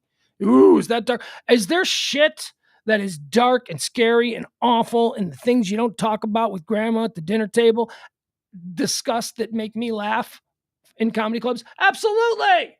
So what? I'm not bad for that. I'm a human being. We're all complicated. It's how we ultimately process that shit in the real world.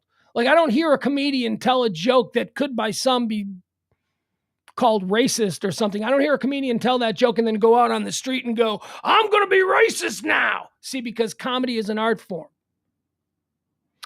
Anyway, there you go. Comedy Mothership, Joe Rogan's new place. Also happening in Austin. Here's a fun story. Right next to Comedy Mothership, the new Joe Rogan club. Not right next to it, but it's Austin. So, Musktown.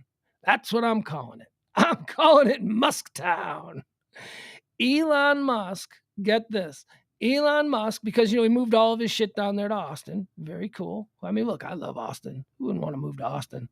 Elon Musk got the SpaceX. He's got the Boring Company. He's got Tesla. He's got all kinds of shit down there in Austin. And now what he's doing is buying up large plots of land around Austin, and he's going to develop his own city. Elon Musk is going to build his own city that will service the employees of the Boring Company, Tesla, SpaceX, all that stuff. The other day I was telling you about George Pullman, that this is exactly what Elon Musk is trying to do. George Pullman was the billionaire back in like the 1880s who created and built, his company built luxury cars for trains. So if you were a businessman in New York and you had to travel to Los Angeles, you would buy or you would use a Pullman car, and it would be like a 4-star hotel room, and it would take you 3 weeks to get to California, but you'd at least go in comfort. So George Pullman built an entire town on the south side of Chicago that he owned, where his employees worked. Elon Musk is kind of doing the same thing. Not kind of. Elon Musk is doing the same thing. Right down to the, this isn't a benevolent action on the part of the world's richest man. There's a way to make money off this play. And Elon Musk is definitely in that too. Austin, Texas, Dateline. Elon Musk is planning to build his own town on part of thousands of acres of newly purchased pasture and farmland outside the Texas capital of Austin. According to deeds and other land records and people familiar with the project, in a meeting with landowners and real estate agents, Mr. Musk and employees of his companies have described his vision as a sort of Texas utopia along the Colorado River, where his employees could live and work. Executives at the Boring Company, Mr. Musk's tunnel operation, have discussed and researched incorporating the town into Bastrop County, about 35 miles from Austin, which would allow Mr. Musk to set up some regulations in his own municipality and expedite his plans, according to people familiar with Mr. Musk's projects. They say Mr. Musk and his top executives want his Austin area employees, including workers at Boring, Tesla, and space and exploration company SpaceX, to be able to live in new homes with below market rents. These are rentals. You ain't gonna own nothing. They're rentals. I love that. I love it because it sounds like a great idea. It's like, you know what? I'm like the modern day Edison. I'm just creating stuff and I got all these different companies and I want to bring it all under one umbrella and I want to bring everybody around here and oh, look, now I've got thousands upon thousands of acres of undeveloped land that I could probably do something with. Hey, wouldn't it be great if I could create a utopia where all of my workers could live in a town that had that had parks and had all the recreation. I could create like the coolest town and we'd all work here and it would be beautiful. Rents. They will pay rents on it. See, the one step further would be, and then, I'll sell them their homes at reasonable rates. And, no. It would almost be better if he was like, and I'll sell them their homes at predatory rates. That might even be better because at least at the end of the day, they'd have an opportunity to own something. But this is Musk. He's going to build Musk Town.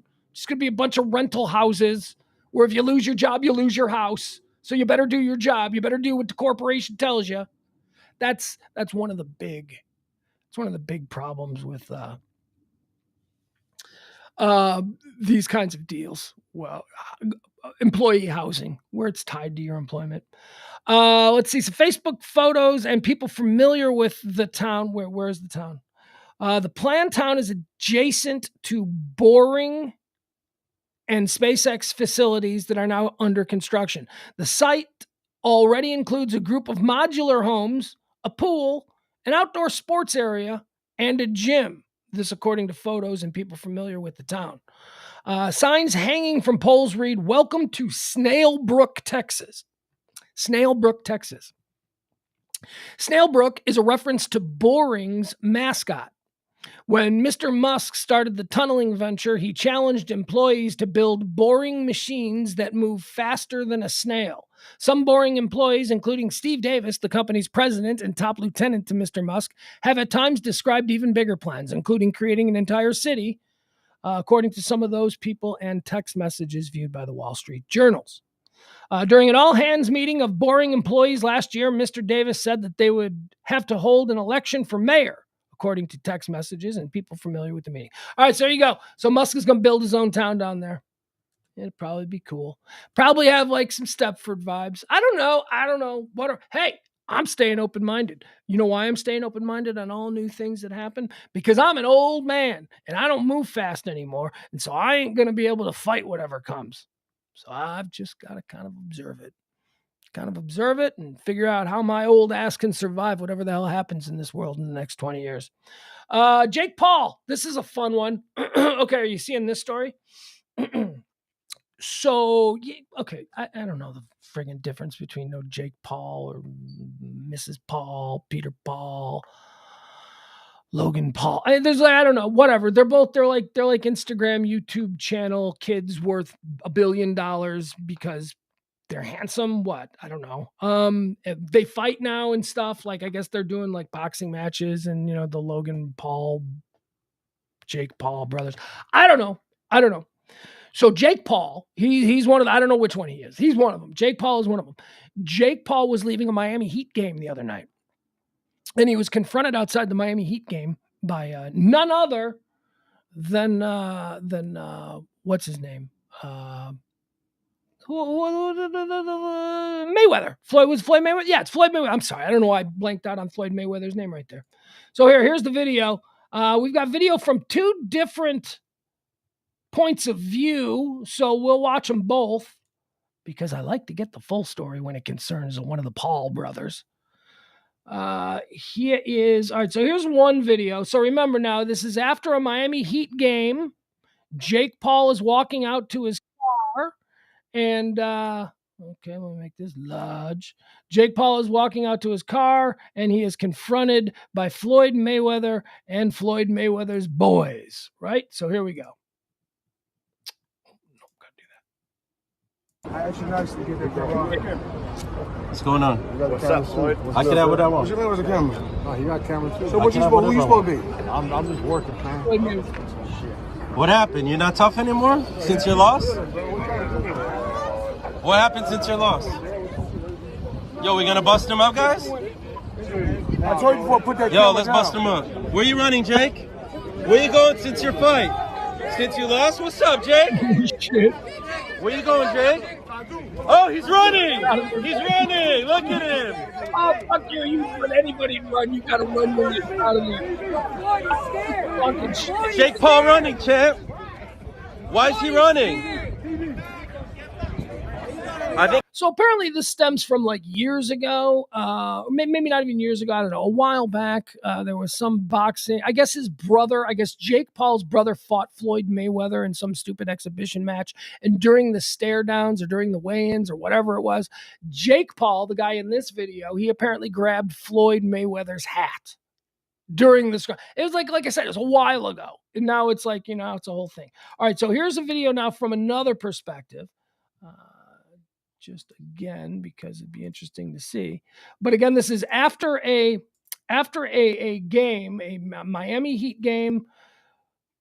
Jake Paul is walking out to his car, and Floyd Mayweather and a group of people confront him about the hat. Here's a different reverse angle. So now we're looking at Floyd. Is that Floyd in the white hat? I don't know. I can't tell. I know that this is Jake. We're looking at the back of Jake's head, right? Oh, nope, not sharing it yet. Here we go. Okay, so that's the back of Jake's head. I don't know. Is the guy in the white hat Floyd Mayweather? I can't tell. Working, man. What happened? You're not tough anymore since your loss? Yeah. What happened since your loss? Yo, we gonna bust him up, guys? I told you before, put that camera Yo, let's down. bust him up. Where you running, Jake? Where you going since your fight? Since you lost? What's up, Jake? Where you going, Jake? Oh, he's running! He's running! Look at him! Run, Jake! Get out of there. Jake, what's good, bro? Who you supposed to be? All right, there you have it. All right, so we've seen what happened now. So what is the story? What is the build up to this story? Well, guess what? Everybody's got it, because apparently Jake Paul is big news in the world today. Let's see here. Floyd Mayweather confronted Jake Paul in Miami outside the Heat game on Wednesday night, approaching the YouTuber turned boxer with his entourage outside of Miami-Dade Arena. Jake Paul, who appeared to only have one security guard with him, engaged in the interaction for a few moments before taking off running. Not exactly the cocky attitude Paul traditionally tries to show in front of cameras. Oh, stop it.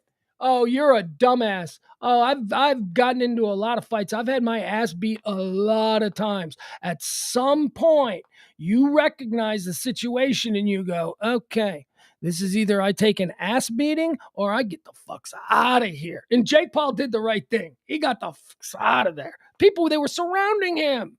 Well, one guy was actively going, we're going to give him a beat down. And then at the front of all of this is Floyd Mayweather. He's freaking nuts. Floyd, you can't count on what Floyd Mayweather's going to do. He's nuts. Floyd Mayweather confronted Jake Paul. Paul, who appeared only to have one security guard with him, look, he's running, said one in the champ's entourage. Why is he running? Someone is also heard saying on the video. The 26-year-old later went on Instagram in an attempt to clean the air. Oh, did he? Hold on. Wait, is there an Instagram video here? I let old Jake talk about it. Do we have an Instagram video? Maybe not. Let's see.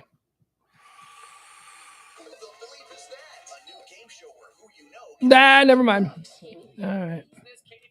All right, so there you go. So anyway, again, it's probably all build up for a fight now. It was probably that they had plans, probably been planned, But these people going, Jake Paul running. I'm like, no. Jake Paul, brother, did the right thing. He got the hells out of there.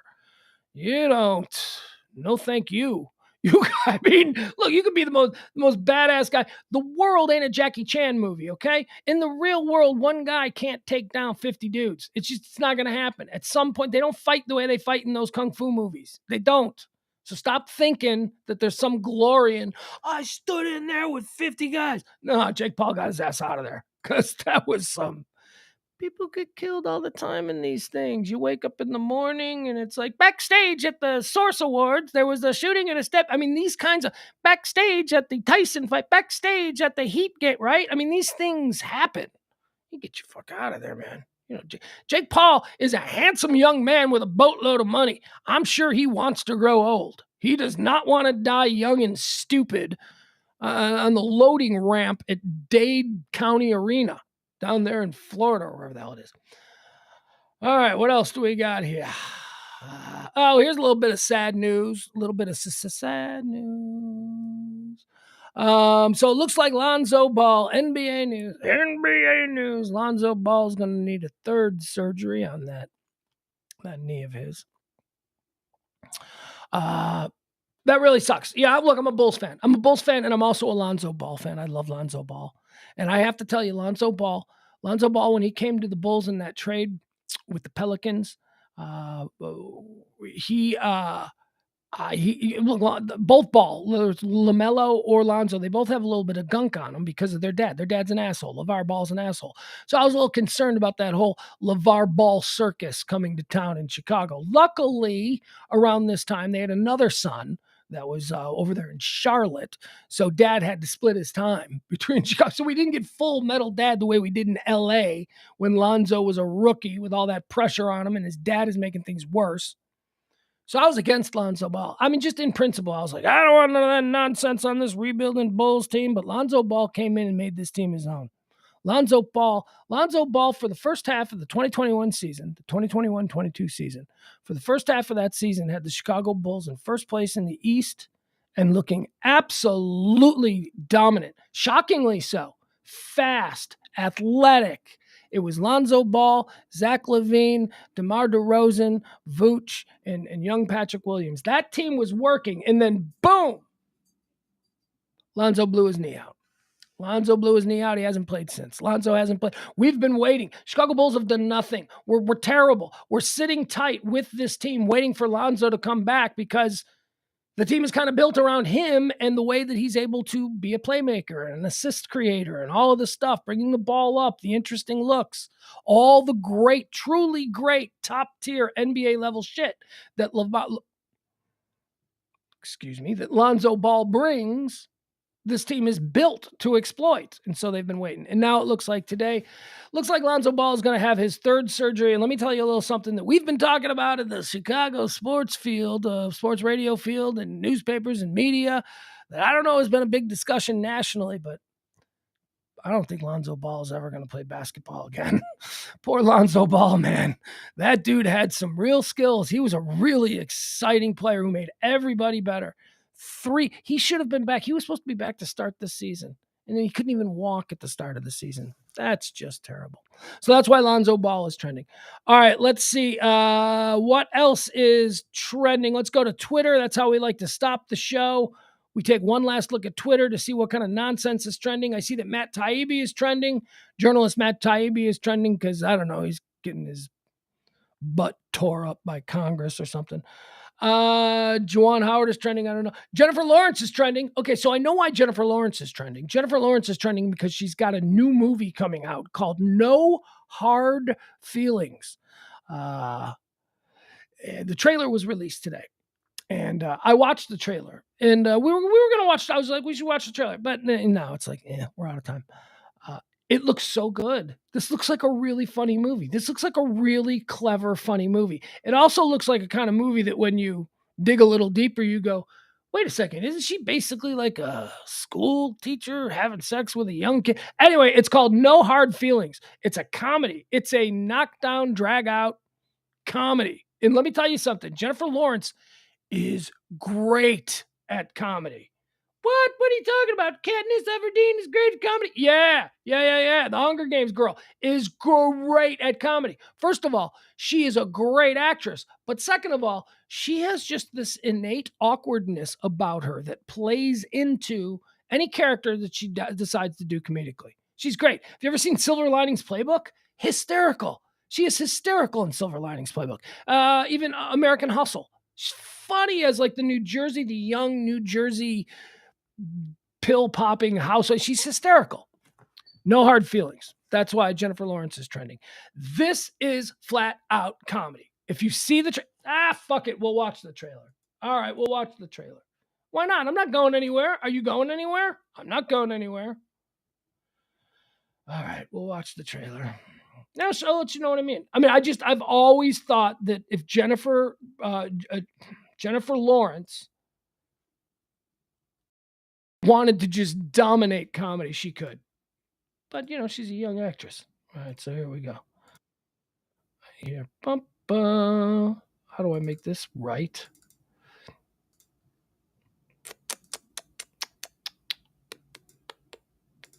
All right, we'll watch this together, and you guys tell me what you think. All right, so this is the trailer for the new Jennifer Lawrence movie, and it's trending right now. Here we go.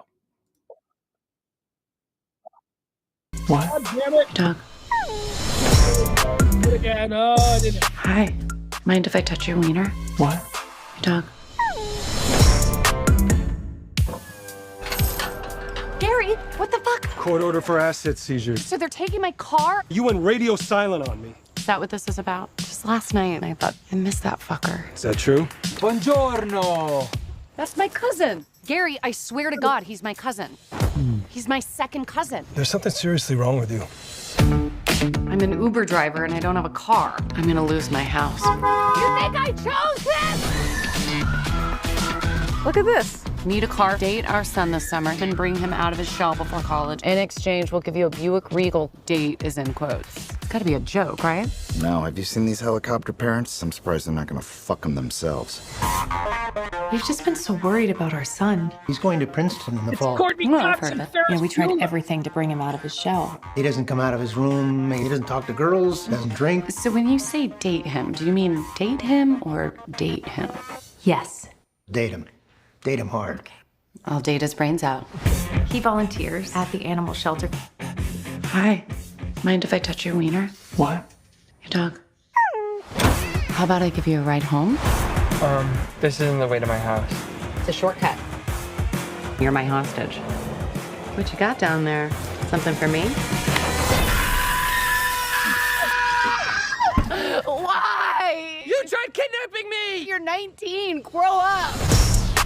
This kid is unfuckable. Have a drink together. He'll have a Long Island iced tea. This is the worst iced tea I've ever had. One thing about me, I'm the baddest alive. Dance parties. Don't know what to do. I just know my mom would have wanted me to save the house. He's probably just nervous. Why don't you loosen him up? We can go skinny dipping. What about sharks? Run here. Jellyfish? Not the season. It's really the lack of lifeguards. Let's get the fuck in here right now. Okay. I'm just a bit of a romantic. He's actually really sweet. The best part about getting older is not giving a fuck what people think. I'm an adult now. I can make my own decisions. That's good. You want to savor it. Savor it. Come on, you're getting out of here. You don't belong here. Let's Touch me. Get away from her! stay. Oh, fuck! We should go. Come on! Maddie, you can't outrun the cops! I can't lose my license. Great! Hi. That looks great. That's why Jennifer Lawrence is trending. Looks great. Wasn't going to show it to you. I figured, why do we need to? But we're at the end of the show, and we're done. Come back and join us tonight at 9 o'clock. Pugs and Parker will proudly present to you a version of streaming talk radio called Pillow Talk every Monday through Thursday evening right here on the Radio Misfits podcast platform. That's 9 o'clock. 9 o'clock. You tip the show. That'd be great. You could help the show out with a little something. I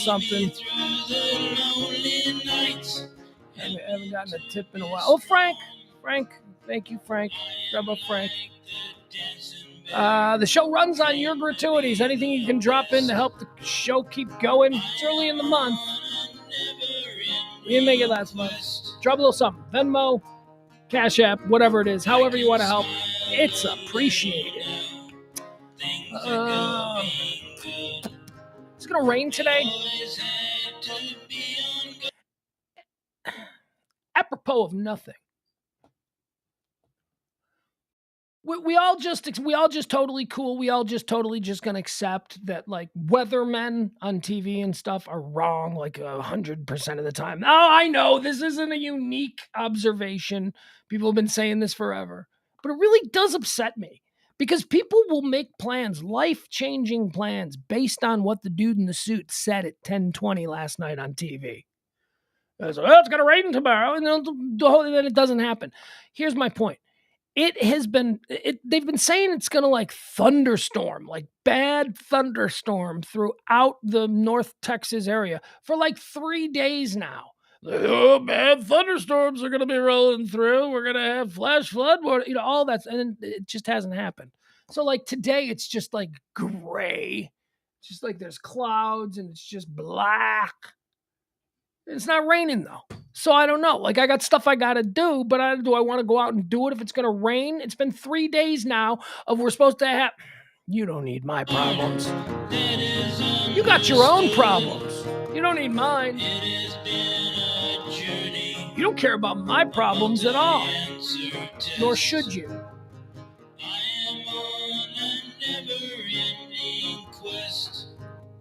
I'm not going to lie. It would be nice if you cared about my problems. Nobody's requiring it, but it would be nice. The best is yet to come. I have found a different way, so baffling to some. Michael says it's raining in North Fort Worth. All right. That is all I need. I don't need no 401. Ooh, we got It's Raining in Denton from Adam Reyna. It's not raining here. It's just stupid here. Kind of cold too. What's the temperature? 64 and hazy. 64 and hazy.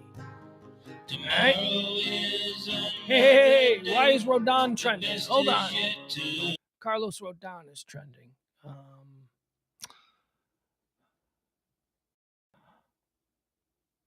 Oh, man. Okay. Carlos Rodon. Oh, my God. So I love Carlos Rodon. He's the often hurt, but when healthy, super dominant starting pitcher of my Chicago White Sox for like the last, 10 years. We finally gave up on him and whatever. He went to San Francisco last year and he had a pretty good season. Signed a massive deal with the New York Yankees this offseason. And just as every single one of us White Sox fans said at the time that Carlos Rodon signed the massive deal with the Yankees, ooh, that ain't going to end well. Well, he's already hurt. Carlos Rodon is already hurt. He's trending. New York Yankee fan. Yankee Nation is complaining already about signing him. Things are going good. I always had to be on guard. That is understood. Down the road, I really root for Carlos Rodon, but man, his arm is just. How many surgeries? How many seasons do you have to miss for like 5 minutes of electric, historic pitching? That's what he gives you. Gives you 10 years of IL and 5 innings of glory. Bye, everybody. Whoa.